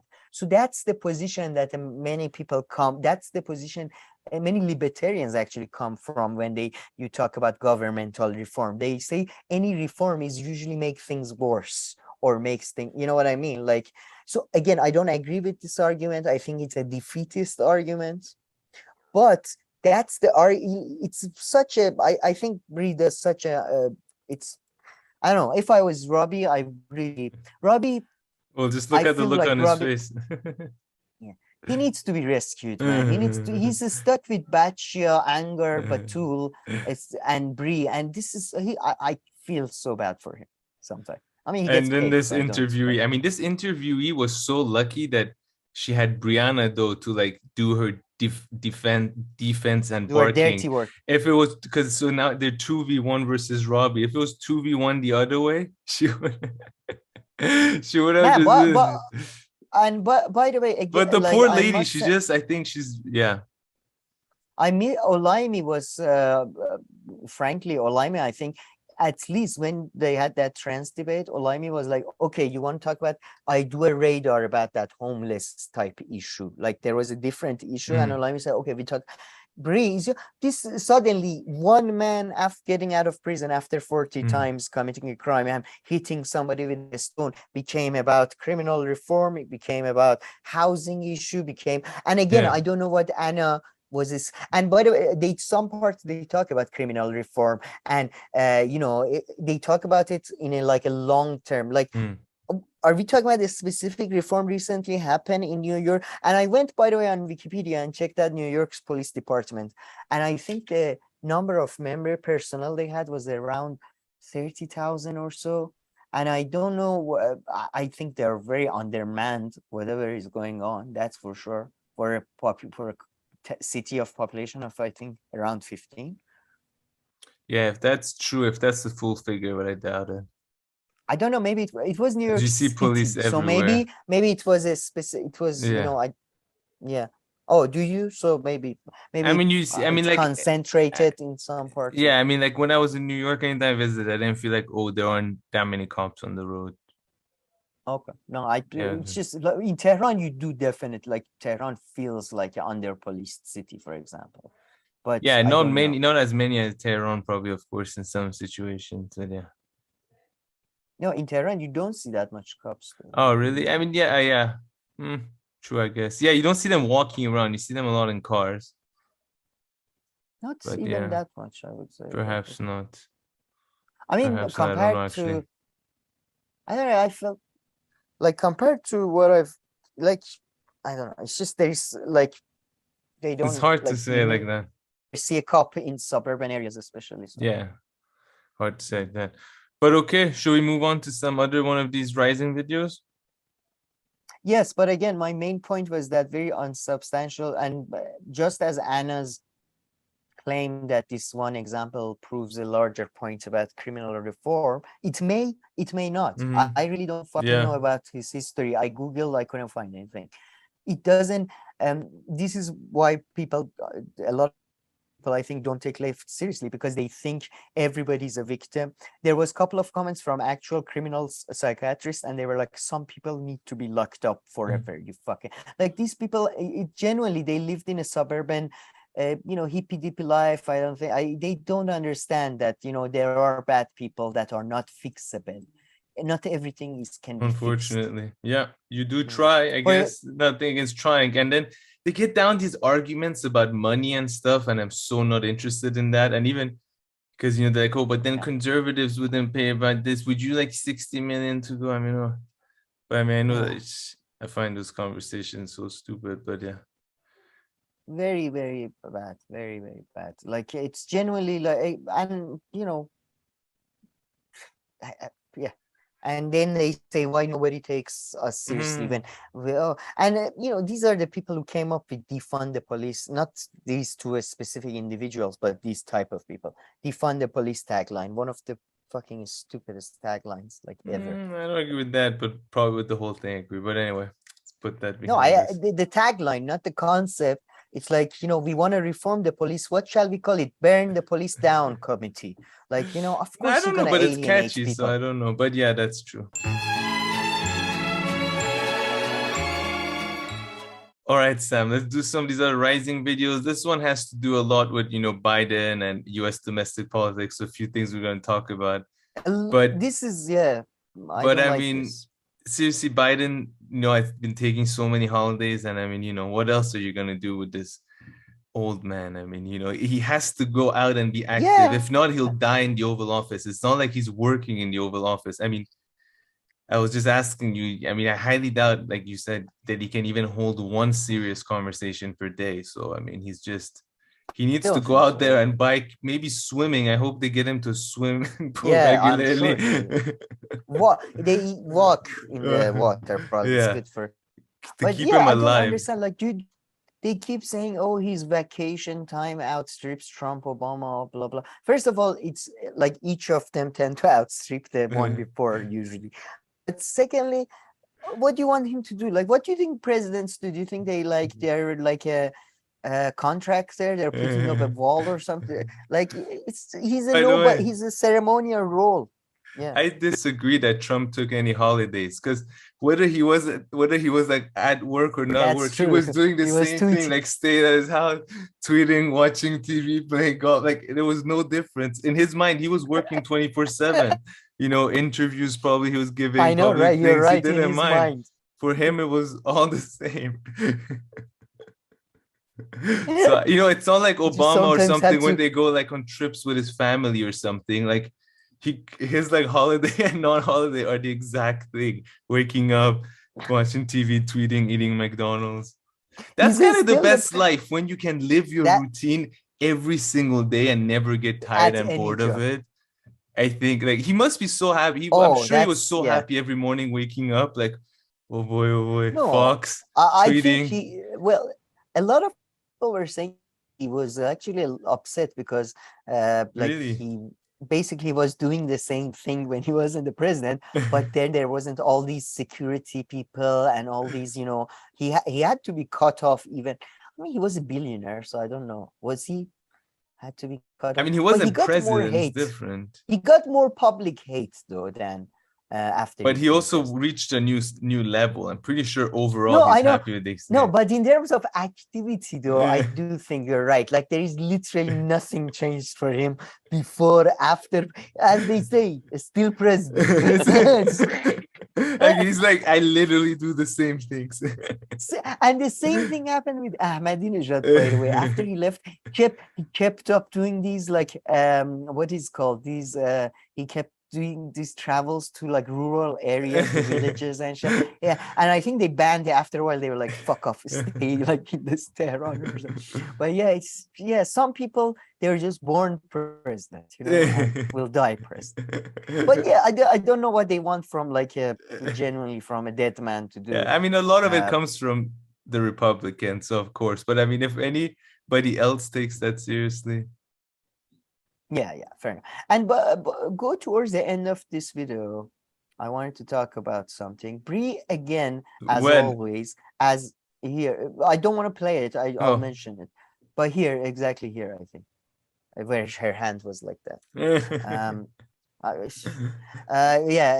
She, as always, as like every video about every single issue, she brings up the student loan debt issue that Biden promised, even if they're lying, he's going back on his promise, even if you don't think it's like a necessary thing or it's the most important thing and stuff. Which this is a topic I keep going back and forth. Some days I'm like, they should look practically. If I was a state leader, practically, because of practical reasons, if I was not corrupt, of course, if some corporation wasn't paying me to be corrupt, I was like some benevolent leader, I would have forgiven it. Practical reasons of getting rid of debt.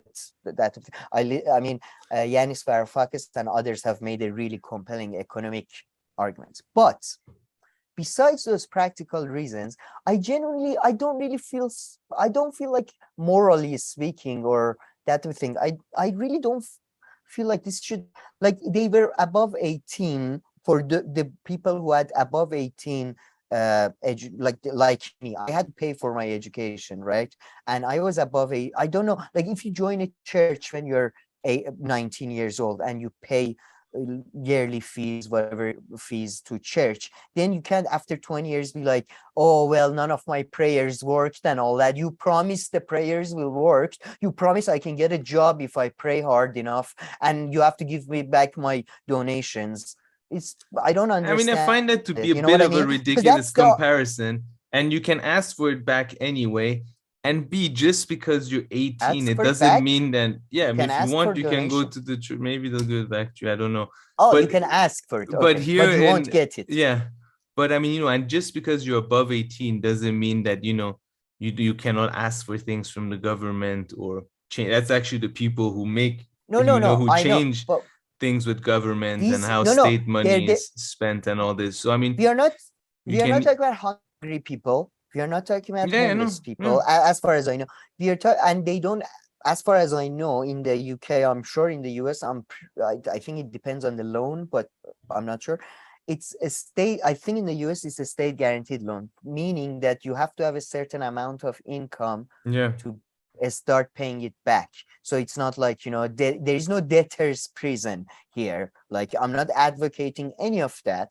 All I'm saying that they're saying, if you earn, for example, $100,000 per year, you have to pay, I don't know, $20,000 of that towards this or something, and then the interest rates. I mean, I'm not saying that it will lead to your death or anything. They are complaining. They're largely people of my generation, including me. We are complaining that government plans.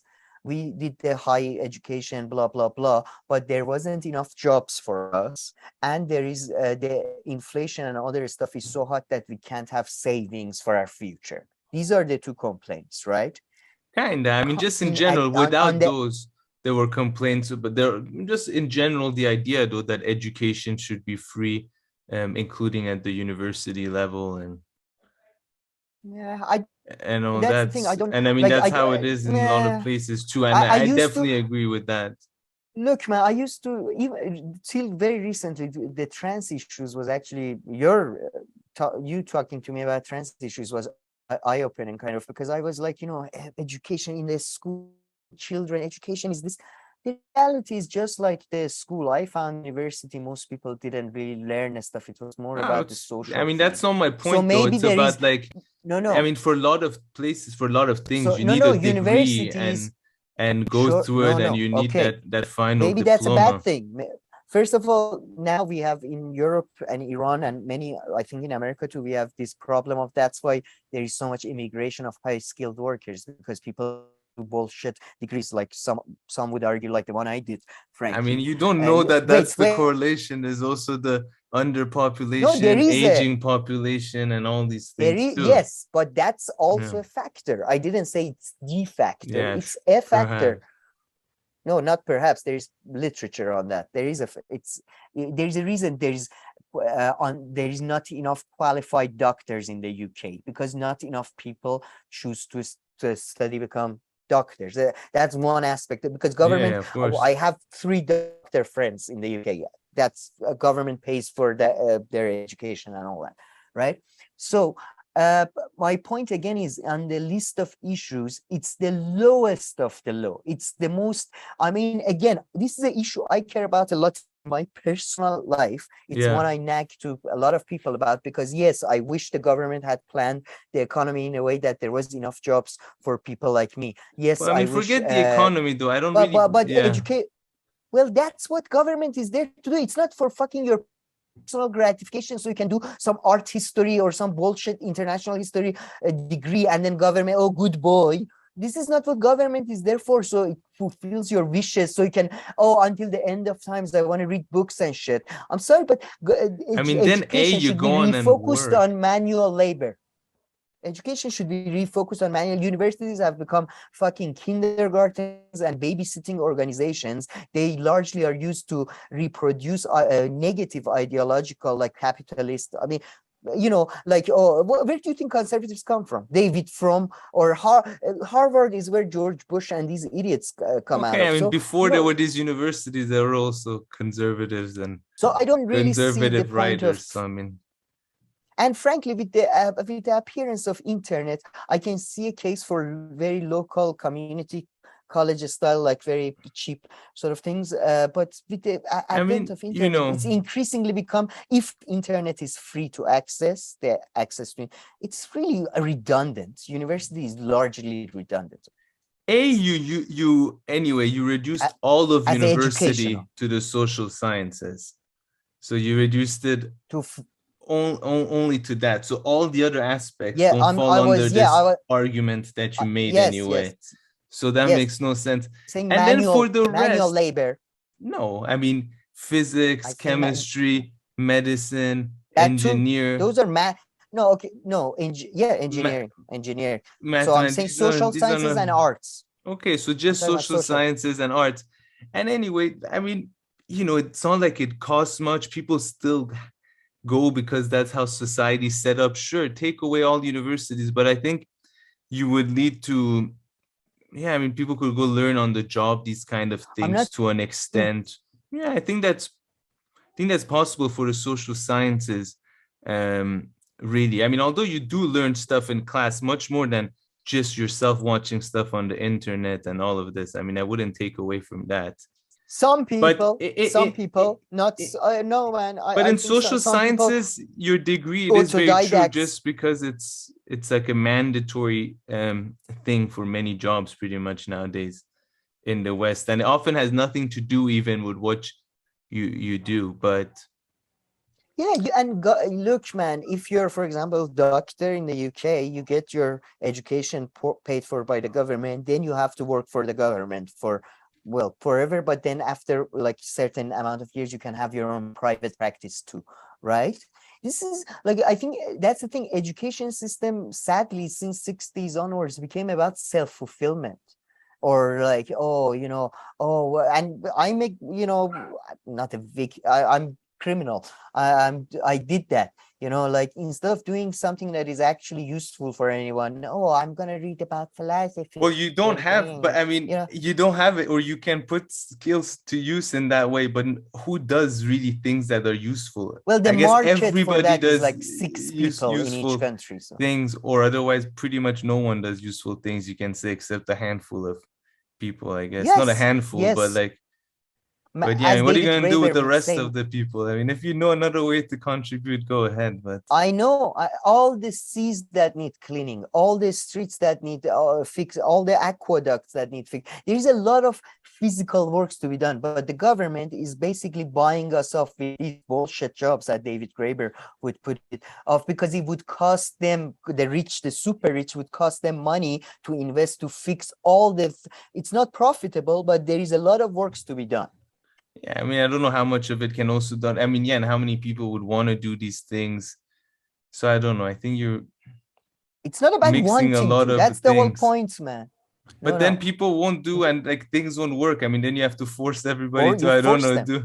Yes, you force them. Like community. Okay, what is that when you when you go to court and they make you do community, like you go pick up rubbish stuff. What is community? That's how you force people. It's not like you government force. Like if you are a child, you're forced to go to school. So it's. I mean, I don't know. I told you I might go on a tangent. So let's move on. Do you have anything else to say about the I other just want Hill videos? Sorry, I just wanted to say that I think this loan thing is just a very low priority. But I not again, the highest priority, really... but yeah, perhaps. Yeah, but still a relative one, I guess. But yeah, I mean, just in terms of number of people it affects and who goes and all that, you can. It's like old people that all they talk about is the pensions. All they talk about that. That's probably more important. Pensions didn't keep up with inflation. Depends. I mean, depends on which country, what percentage of population they are. What I don't know. But I mean, a lot of people don't whine about it that much either. I mean, it's like a big political issue. But I mean, yeah, I don't know. Some, but yes, some. I don't know. I luckily live in a place where nobody has student pensions. Loans. That's not a thing. That's really what is that? It's like a North American thing, maybe a little bit in the UK. No, man, UK, they fucking, I must say, they nagged about it 24/7. And as somebody who was paying cash, and then like there was no guaranteed loan for me, and there was just European and Americans. Well, there was a guaranteed source of money though to pay for your university. Not really. But I mean, however it was guaranteed. However it was paid. No, it was paid not by my hard work for sure, but it was not guaranteed. If my dad suddenly passed away, what part of that was guaranteed about my life? But then hopefully, not hopefully, but then it could have been more guaranteed. That's why we have governments, for like helping people in. Like I'm just saying, it's much better to have government guarantee than your family guarantee. What if there was an earthquake? Yeah, for sure. But the point is that even a lot of people can have their family have it. But yeah, I agree. That's awful too. Well, that's. I mean, again, but it's close to a guarantee because I mean, typically, if your parents die, you will inherit money. So then it will be like even more guaranteed. Then it's up to you what you do with it, unless the money doesn't go to you and you don't inherit any. I mean, that's also a possibility. But well, that's imagining I'm not living on like this massive inheritance. My dad, but enough to have paid for you for your university. No, to be no, man. My dad continued to work like on 2 years ago, so I'm not sure. But anyway, that's like one case. It's not related to anything. But my point was that a good choice I made? I spent this much money on university education from things that I could have read about online, and I could have all the professors, all the readings I could have done, all the growth. And I mean, listen, job about wise, the system. Was it good? Yeah. Job wise, was it good for me? No. Was it good for in terms of like, let's say, social benefit? Can I right now, do I have the ability? Do I have the utility to save a life? Can I build a house? Can I fix a pipe? No, none of that. So what I'm saying is that it was complete waste of time. That's what I'm saying. But not for everyone. A lot of people go to university and then they use that degree, and then through that degree, they get a job. Because most workplaces, the way it's set up, you need to have it's so rare for me to see nowadays like people our age they don't get a job related to that. Oh yeah, they don't for sure. Oh yeah, 100%. That's what I mean. It's just like something on paper. So it's society's built that way. Yeah, I That's agree what with I'm you saying. there. That's the whole. I agree with you. I agree with you saying. It's just a scam. But I'm just saying, It's just in today's world, though, it can still be beneficial for some people if they play the game. Sure, but then again, if you play the religious game, it can be religious is a Ponzi scheme largely. But if you play it right, you can get ahead. That's all I'm saying. That the people of my generation constantly complain about a scam. Well, I'm sorry, but a lot of people get into a lot of scams when they're adults. And yes, I think economically, as a economic leader, it's the right thing to do for the country's long-term economic benefit. But this constant nagging about you promised, like every day people promise a lot of shit. Like, grow up. Yeah, sure. And anyway, you hear a lot, from young. Yeah, I mean, I don't know who you hear those stuff from, so I'm not gonna get into that argument. You promised us. I agree with you. I agree with you there. But you can go and claim to the government and make your claim. That's fine. But in your head, like, yeah, sure. Don't think that just because something was promised that it was there to stay. But I mean, you should go and try to defend your case. Sometimes you come out victorious.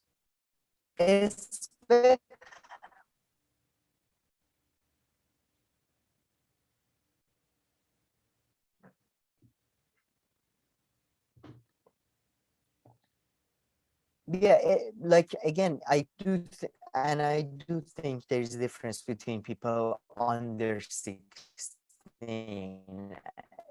a huge difference between people under 16 and over. You're getting cut off a bit here. Can you hear me? It's a scam done by government or by is not justifiable in any sense. But above that, it's just common.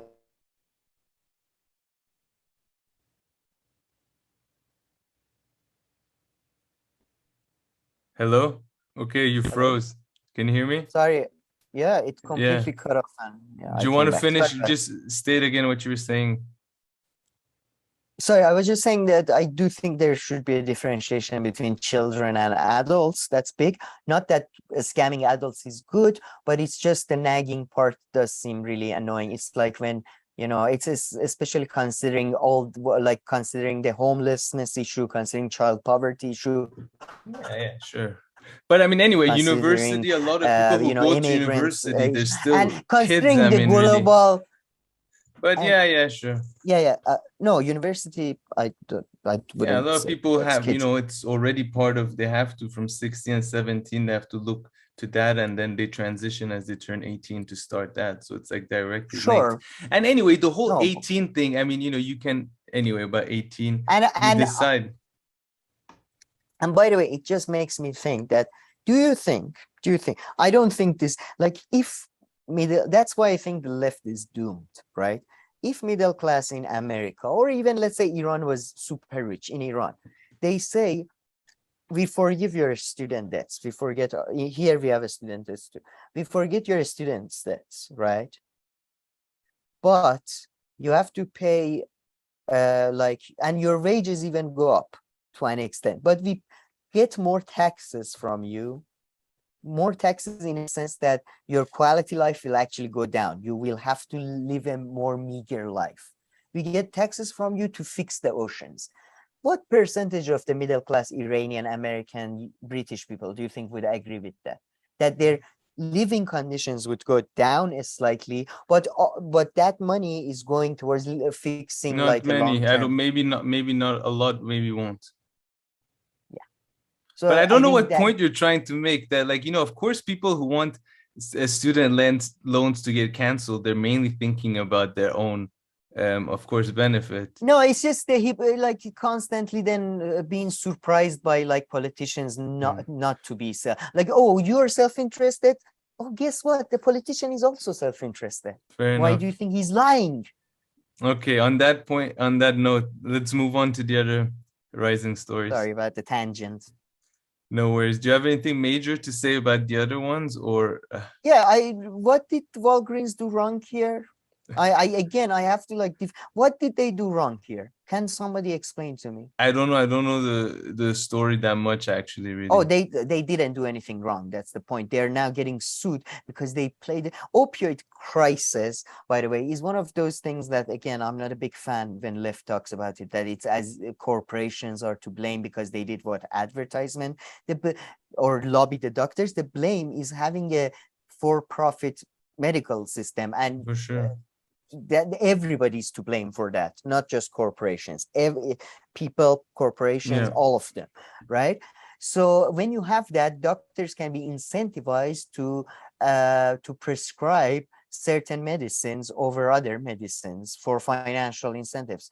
But Walgreens, now Walgreens is being sued because the pharmacists didn't check that, there may have been fake prescriptions. Yeah. What do you think pharmacists are? They like, and then Bree's like, no, but this is the last line of defense against. What now? We pharmacists have to do a fucking. Okay, let's make it against the. I don't know what they want from Walgreens. Yeah, if it's not part of like the protocol or like the job and stuff, like I mean, what is normal standard? Were they deviating from normal standard? Then fine, you can maybe try to sue them, but. That's, it's like, people on the left, I think when they can't we want nationalized healthcare for all, right? So it's healthcare, it's not like education. I think even if you're bad, it's not a scam, right? You get fixed. But yeah, healthcare, we can't get that. So how can we stick it to the corporation? How can I find another way to stick it to the it's like when a couple are I was going to use a stupid analogy.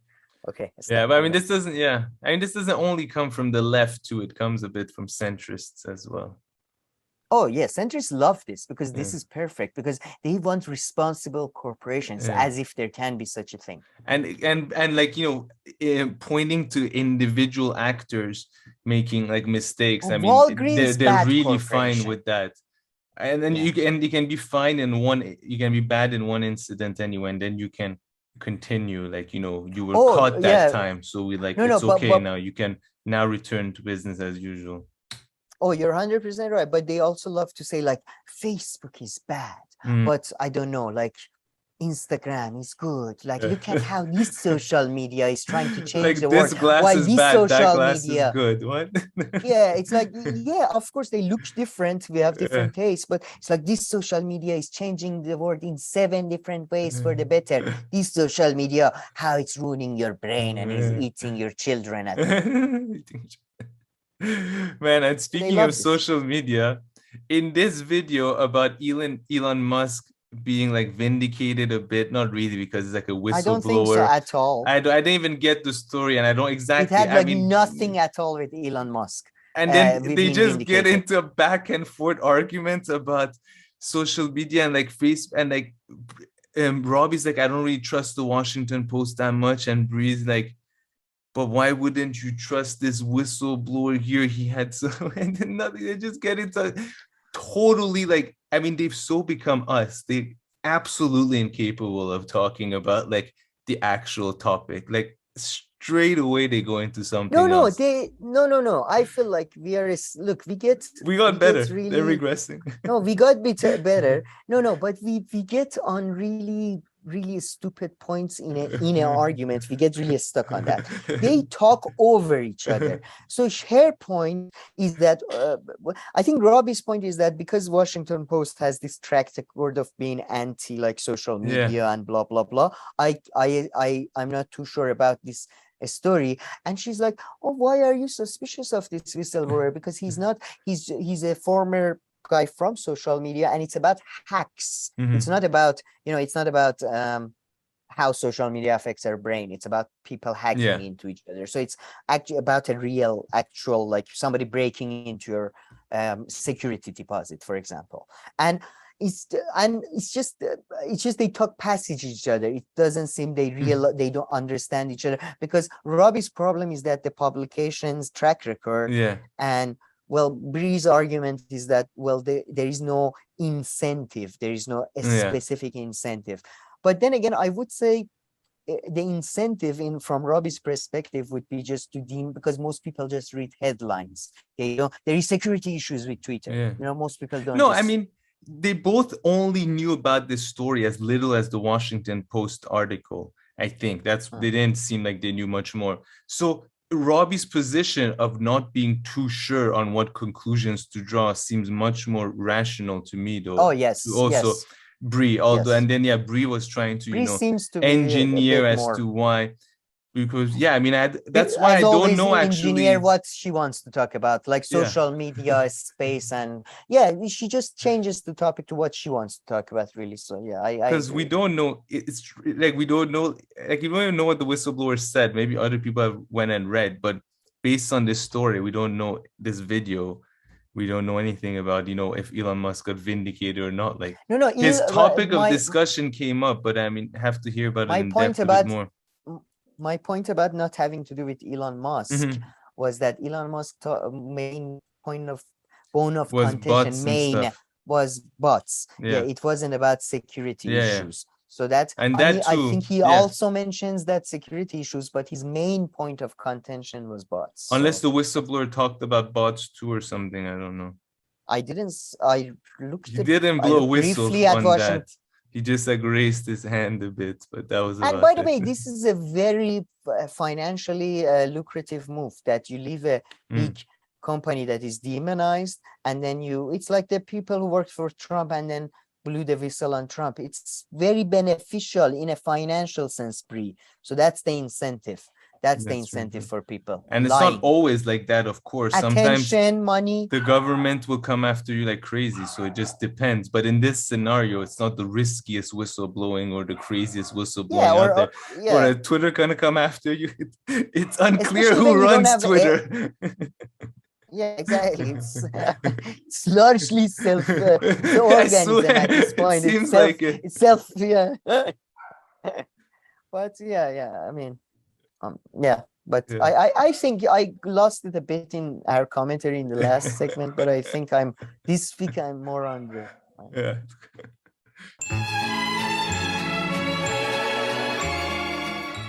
Okay, Sam, now this was a really fun, enjoyable interview and discussion. I'll probably listen to it maybe a bit more tomorrow as well. There were a few things at the end, now that I remember, I noted that I disagreed with what they were saying, but we'll get to that much later. Do you want to tell everybody what it's about?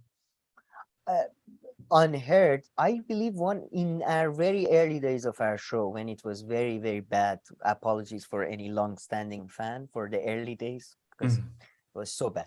But yeah, I mean, it's still awful, but you know, so yeah, somebody, I think you remember, they gave us they suggested the article from this website on UnHeard. Yeah, that wasn't that long ago, man.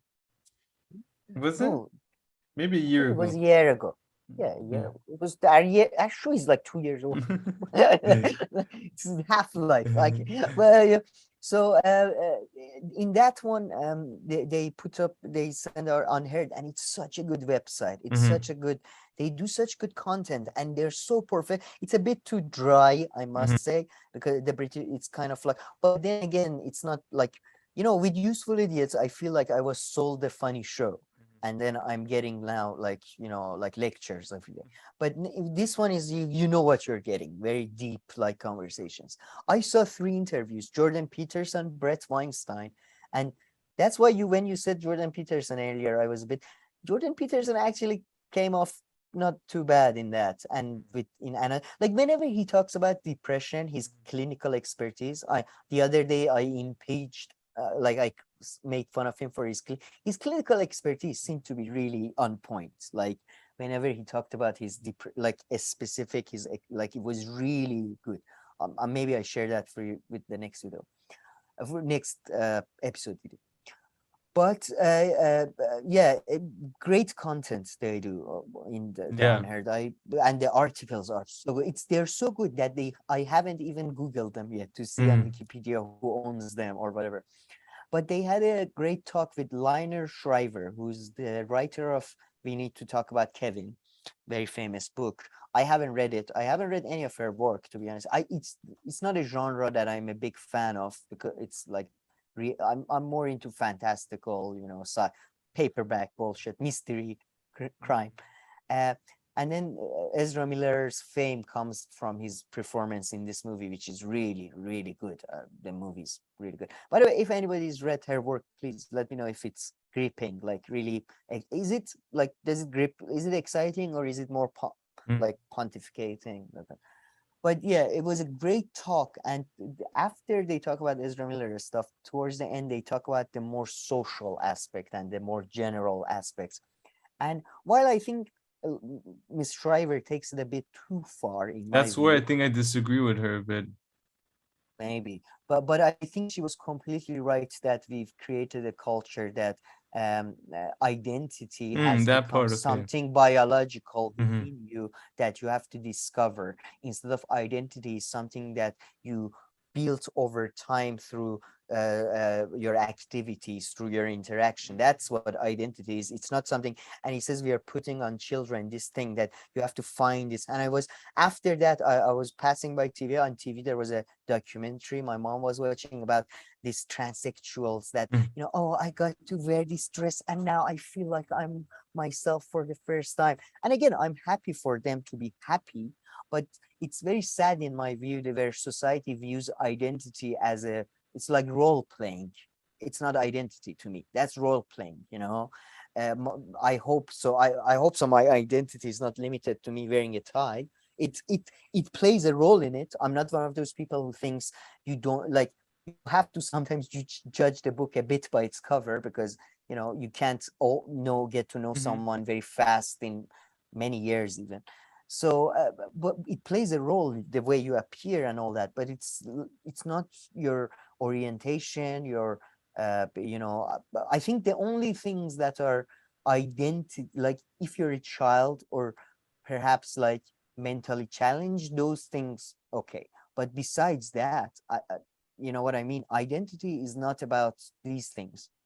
So I think that's the point she makes. Yeah, no, that was very interesting. And before that, she was talking about, identity, how you're perceived. And then of course, I think she drew the distinction between sex and gender norms pretty well. So it's interesting hearing her talk on this subject and all that, although she was just a kind of a casual commentator, because it's not like this is an area that she works on and researches. But yeah, it was so interesting. One thing that I guess I disagreed with is at the end they kind of talk about like, older people don't run things anymore. It should be children run things. And then they talked about, parents are scared of their kids and all that. I think those were kind of generalizations that you've been hearing forever, which don't really make sense. There was a, I agree with you to a bit, but there was, I don't know if you remember, but they talk about there is a gerontocracy where a lot of people talk about in Iran, in Europe, in America and Iran. I think it's more prominent because you have just such the political class is so much older than average population. And so like the Gulf is so like in Europe, it feels it, in Iran, like 70% of population are under 40. And then you have like 12 members of our guardian council, like the average age is like 70 or something, it's so transparent, I guess, like America, where Biden, Trump, Bernie, all of them. So I think and then Lionel Shriver says, yeah, I think it's in a way fake sort of, because you have these old people in positions of power, and then it's faux. I think she uses the term faux, sort of faux youth, faux pro-youth or something along those lines, because it's all these extremely old people in power, and then they're trying to, it's you see it with a lot of like they're trying to appeal to young people.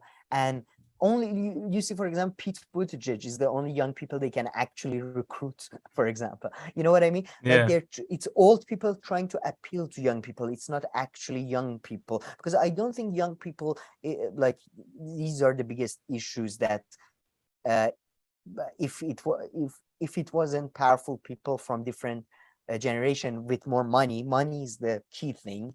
But I do think generational thing explains why so much of content these days especially comes off as pandering or trying to prove a point. Everything Marvel movies are like, about including a Pakistani girl. Now we have to show every woman can be superheroes too, women can be killers too. It's CIA saying that even if you have mental health issues, I'm a woman, I'm non-binary. Yeah, I mean, but that's CIA. They're doing that for their pandering. But yeah, because it's beneficial to them, so then they don't have to take stands on things that wouldn't be beneficial to them. So but I think if it, that's because like, it's good, that's you know, why it's good for your to come off as, you know, you're socially responsible. You know, that's like a good thing in a lot of people's eyes, of course. It's but there is an element of, I think, also like if they were maybe off the youth, they would have been able to pander maybe a bit better. You know, there is like sometimes you don't understand some decisions even like strategically or financially, you know, and maybe that explains some of it, you know, that people, they're just trying to, I don't know, placate the young people or something. Perhaps. I don't know. I mean, because they think they'll vote for them. Yeah, maybe in that sense. You think the and they get the wrong generational things. aspect is not really it's not a really, no, I would have to think about it in lots more and in what aspects and what reasons and in me too. I have to think about it a lot. And like in what about it a lot more, and like what and in what areas and what. So I think would require more of a discussion. It needs more specific, I guess, examples. But I was just I was reminded of, for example, recently there is a new Game of Thrones and Lord of the Rings TV shows coming out, and the trailer for both, especially Game of Thrones one, was so aggressively trying to say something about women's, like, and it's in fucking ancient times. And again, I actually believe that we are not like in ancient times. You had women fighting for women's place in society too, but it's just the trailer. Half of the trailer is, they will never allow a woman to become a king. And then no, they will have to rule. They have to go with me. I am so strong as a woman. It's all so, you know, okay, we get it. So like, Jesus Christ, like, And okay, I say we move on that note to just the egg. And do you want to play a little bit of his goodbye video? I have to see a bit of this. I hope he doesn't go on for 6 days. I'll have to fast forward the egg here and there. No, man, it's so, every moment of it is gold. Play from this is a selfie that she snapped together. Oh, we're on the outro. Yeah, I know. This is Brian Stelter's goodbye, everybody. Everyone grab a box of tissues.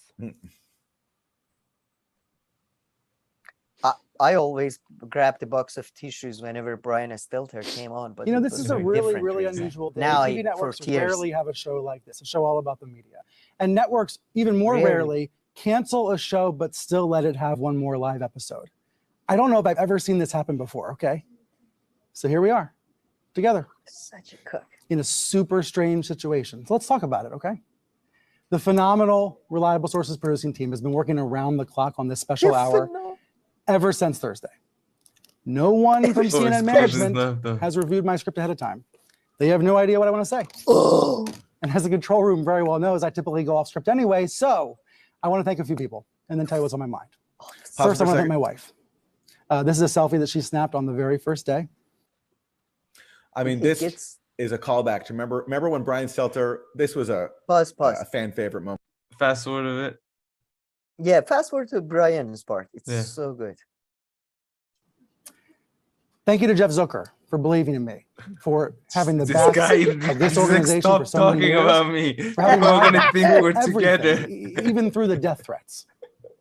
Thank you to Amy and Tellus for calling me that day and asking me to try out for Reliable Sources. I swear, like, people are gonna be suspicious in their entourage now. Yes, you're in a relationship. No, but did you hear what he said? He went through what? Did you hear that? Say it again. And then let Aaron comments play, because he makes the best comment, I think. Even through, listen. So many years, for having my back through everything, even through the death threats. Thank you to Amy and Tellus for calling me that day and asking me to try out for Reliable Sources. Thank you to Andrew Morse for letting me expand the Sunday show into a newsletter and a podcast and more. And this might sound weird, but thank you to CNN's current boss, Chris Licht, for letting us say goodbye. Thank you to everyone at CNN Business for digital leadership. Thank you to my hero and executive producer, Jonathan Auerbach, and the producing team that makes. Chris Licht is getting bootlicked right now. And I didn't know that he got death threats. So that's a That's something. And why would you threaten Brian Stelter? Yeah. Whoever did that, rethink your life. Seriously, yeah. Come on. I mean, you shouldn't get threatened anybody, but Well, I'll tell you who's someone like Gavin. Yeah. Anyway, he's obviously a very nice guy. Someone like Gavin. Sorry. I take back this one joke made up for all the episodes that Useful Idiots wasn't funny. So I take back this was so like you seriously rethink your life. Like even if you're fighting the establishment, why are you going after him? He's harmless. They're kicking him out themselves. Like leave, please leave. Sure, one more show. Okay, Jesus. Do the show and go. Can you please stop talking? Just stop talking to me. It's very calm. You keep thanking me. Just do the show and leave.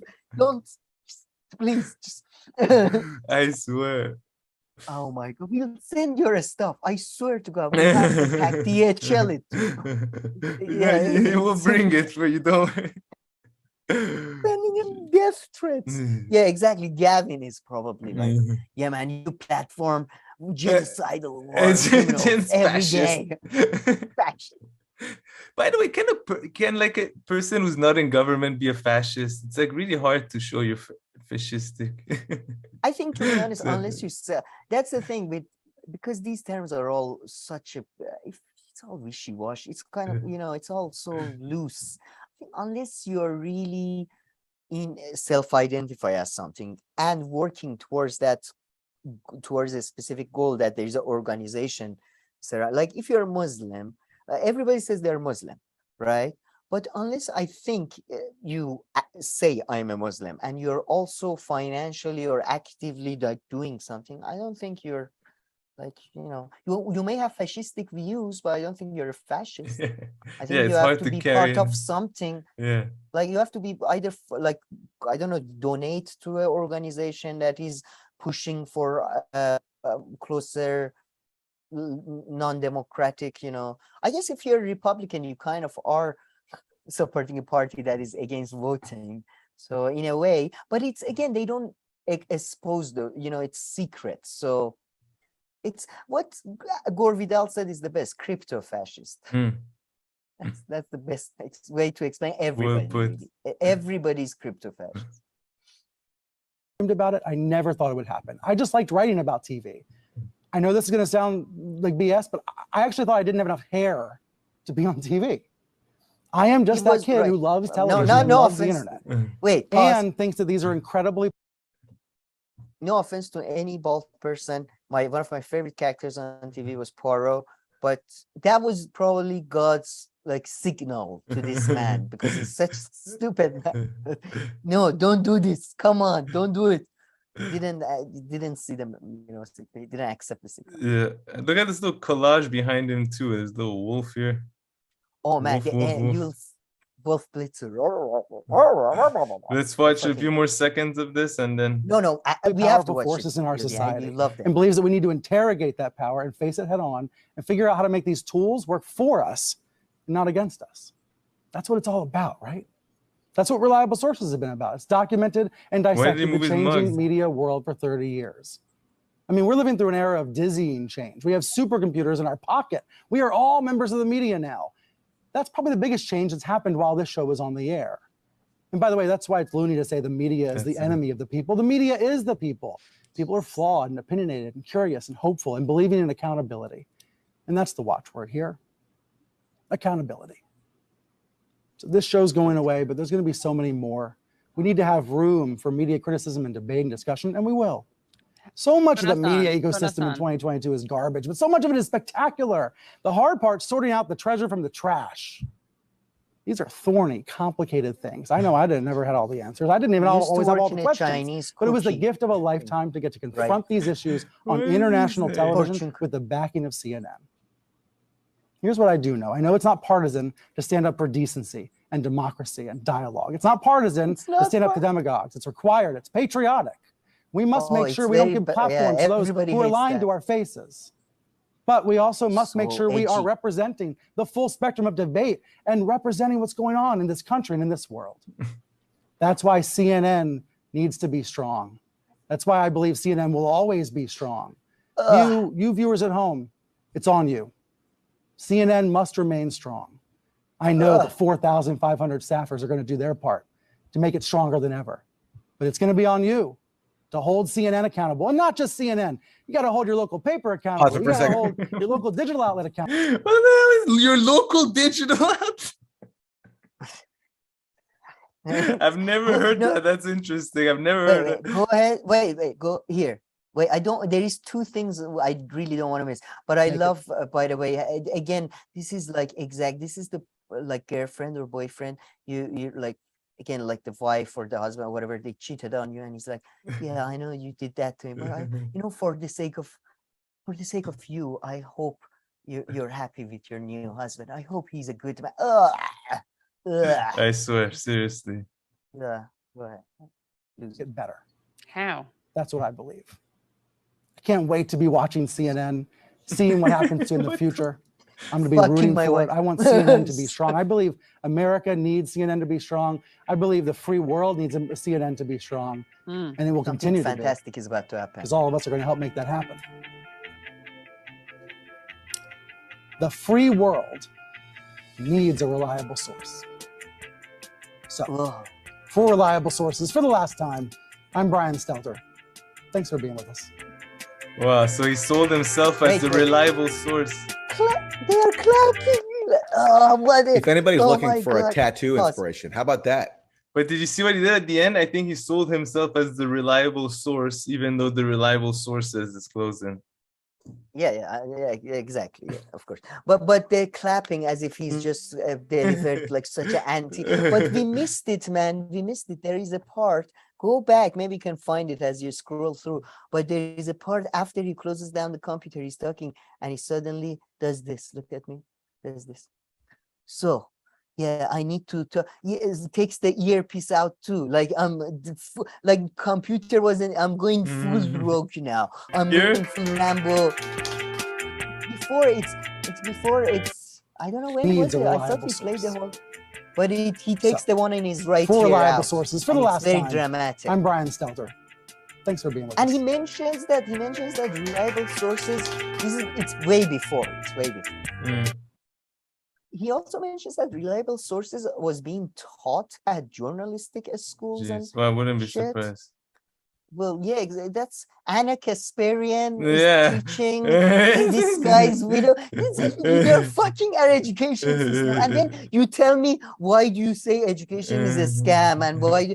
I'm sorry, but people get into loans to get educated from these people. Like, oh my God. Enough there.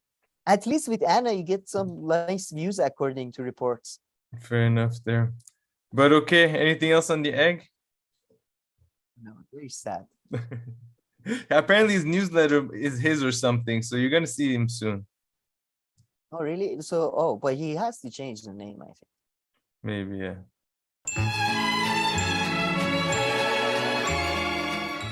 All right, Sam, let's move on to a few geopolitical stories, but through the lens of a few progressives, perhaps. So let's start this off. Jimmy Dore had this journalist on to talk about Ethiopia and also how many Chinese countries are, of course, taking more. Many African nations are siding more with China over the Taiwan issue, of course. And then, a bit general. She didn't talk too much about Ethiopia, actually, the parts that I caught. And there were a bit of generalization about, not on her side, maybe a bit more on Jimmy, of like, China being good and all that. But she kind of jumped in a few times and gave a more sober look. But I don't know. What did you make of it? Yeah, I say this one was okay. And maybe we should go first to Kim. Let's go to Kim video. No, this one I was loving it as this one was as much as I watched. And by the way, we had a viewer. I just saw it. They commented that they still your comparison of European imperialism and Chinese loans are not good because there is a substantial difference in the way they're handled. I'll get to that. But yeah, this video was just so good. So, I mean, again, we criticized sometimes Kim. Mostly we didn't even criticize her. We make fun of her for her youthful activities at age 5, petitioning like Congress people. But this was so good. This was just amazing, man. They didn't get romantic about China. They didn't get romantic about America. They didn't talk about things they don't know. They like the guy said, I was there for 5 days. There's that. And the part where there's one part they talk about this. Apparently there's a hype. I haven't even noticed. There's a more hype again about because there has been gas discovery or oil discovery in near Xinjiang region in China. So there is hype again that people in that region could be oppressed by the Chinese authorities in a genocidal way, whatever that means again, right? And this again, is this a US propaganda? Is this real? Is this a mix of both? So that was the main topic. But then there's one part where Kim talks about another person who went to China, Xinjiang, and comes back, and the Danny guy talks about it. And it was just, I think it was such a good discussion. It was just so good. Like, I find that so true with a lot of people on the left or center, that they see development basically as, and there is a tiny bit of truth to it, culture, economic environment hugely influences. I would say it's the biggest influence on culture in many ways, and development affects that. But it's just so funny that they're like, when they see poverty and desperation as authenticity. So I love this video so much. It was very good. And they didn't, I think they didn't get romantic about China at all. No, this was brilliant. I wish I'll probably go back and listen to the rest of it. I mean, I wasn't learning anything new. I was just agreeing a lot with what they were saying. But yeah, I know. I wish there was more detail on Xinjiang's like. But China. Nobody knows. I mean, what is this? I did think, and now I want to get to the loans. That's the thing. For example, there is one part where Danny says that, I know it's hard for you guys to imagine, blah, blah, blah, but Chinese are doing a much better job of balancing national identity with ethnic identity, which I think is a misnomer. I don't think he's wrong. He's just misnaming it. It's a misnomer, because Chinese identity at the large, it's like Iran, it's an imperial identity, and then nation, a smaller thing. But anyway, I think with the loans and Chinese foreign policy, same you can say maybe about Iran, and I think maybe about Europe now, that because America is just such a young nation historically, not that, but again, not because I think nations are children and they grow up and they become adults and stuff. When the older you are, you have more institutions, and I think the older you're, if it continuously kept, you can have more conservative institutions in many ways. And while China has had a revolution, there is much more continuity, I would say, between Chinese imperial system and Chinese Communist Party. There is much continuity, just like Iran's Islamic Republic and the previous regime, or Soviet Union to a lesser extent. But so I would say that that gives you advantage, and the loan thing and the foreign policy thing may be the same, that because they're just much older cultures and they have these older institutions, like, for example, conservative, for example, America, because it's such a young nation, it was a frontier nation. It was built on expanding, on emancipating non-Christian people, the expansion of America and all that, right?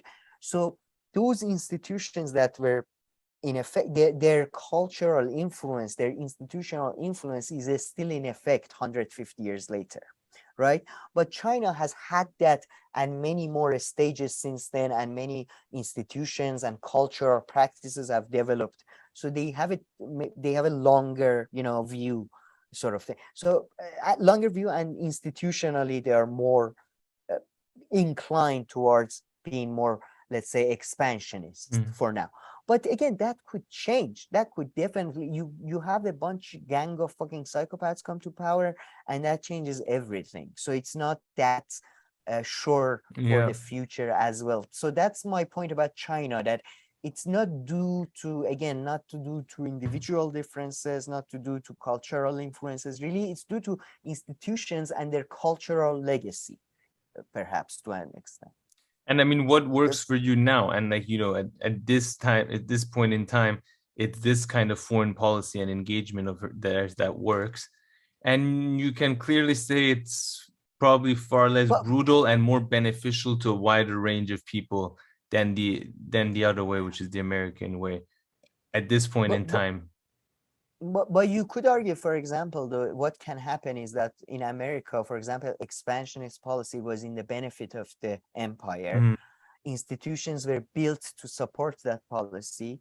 Time passed, environment changes, expansionist policy is no longer in the benefit of that core state, but because those institutions exist, the policy continues regardless. You see what I mean? Yeah. Whether it's a positive policy or negative, sometimes it's warmongering, sometimes it's peace. And in China, in Iran, you have a lot of legacy institutions and legacy type of things, or in Europe, you know. So I just think America, you have to take that into consideration, that the institutional differences that historically played a role in the states, basically. Like, you know, if America is defeated in a foreign war in a bad way, I promise you institutions will crop up that will, for the next like 200 years, support American isolationism. I see right? what you because mean, of that experience. I see. Yeah, I see what you mean. Interesting. Very nice. Sorry, I'm talking too much nonsense. No, it's okay. No, but this video was also, yeah, I don't agree with the, that's why I think China should also be viewed in a very sober view. But they played Yanis Varoufakis video, which was fantastic. Yeah, that was pretty good. Yeah. But okay, very nice. Okay, Sam, let's wrap it up with this video. I'm sad to say, with these last few small stories, I'm sad to say I didn't get to watch this one. The only thing I have to say is that when I just clicked on it to get it, it came with a YouTube warning, like, you know, disclaimer. I was like, geez, what calm the fuck down. Max Blumenthal is trying to steal your mind. No, I didn't watch it either, to be honest. I just put it as a sort of a it's a masochistic move I do. Like, I didn't do my homework this one for this week, so I just put it. I just didn't have the time. It was very long, and but I wanted to talk about Alexander Dugin's daughter assassination. That's interesting. Some people are on the left, some people on the right are saying, even people like that's. I think most analysts agree that his connection to Putin is extremely overhyped, especially recently. But a lot of people are saying it's gonna lead to, like, you know, mainstream media is like, is Putin gonna get revenge for this and all that? And I don't think it's that important, is it? I thought we had moved. I mean, I forgot about this. No, it's no. I do think, it's signaling that US might support terrorist activity in Russia, but then again, that's not, I would have guessed that anyway. Like, I didn't need this event to tell, like, you know what I mean? Like, so but then there is apparently also one group came, National something party, but there is no evidence who they are. The National Republican, they only send a message, and the message contains some jokes from like East German TV or something. It's really weird, man. The whole thing is really weird. I see. And yeah, speaking of actually terrorism, Pakistan is so much fun, man. Pakistan is right now more Prime fun. Minister Imran Khan has been charged with a small little I must terrorism. say, even though he's not charged, he's actually kind of it's a really weird way of charging. He can be on a bail without paying it or without even showing up. So it's kind of I know. Weird. I really don't understand. But he's banned, also National TV has banned his live broadcast and this type of thing. Again, very weird. They're trying, military is trying to contain him, and his speeches, if you listen to his speeches, he's clearly sending signals to military that it will be either chaos or me. That's his argument. And I must say, even though ideologically I really don't like this man because of his connections to Taliban, and he's famously a fan of Ali Shariati, like, again, it's kind of like Vanguard boys will be very angry. But this is the type of guy I can see, you know, I would maybe even, because he's got the balls, man. He's got the balls and he's going for it. Because, you know, if like Pakistan, if there is like anybody's going to kill you for power, it's Pakistani military. So, you know, this guy is doing very good for him. Because even though with all his faults, he's more representative of whatever Pakistani people want than Pakistani military. Pakistani military needs to come under civilian control. So, I think well done for him. Well, even though I have huge disagreements on all social issues, blah, blah, blah. But it's getting very intense, man. There could be a Sri Lanka situation. He's threatening. He keeps saying there will be a Sri Lanka situation because, man, it's hot. Everything is expensive. There is no work. There is floods. By the way, Iran is similar to an extent. I'll talk a little bit about it. But, you know, it's just do something, motherfuckers. And yeah, so what's going on in Iran and the deal? Well, first the deal, yeah. This is the shittiest, longest, and unfunniest game of telephone. We are told is coming to an end.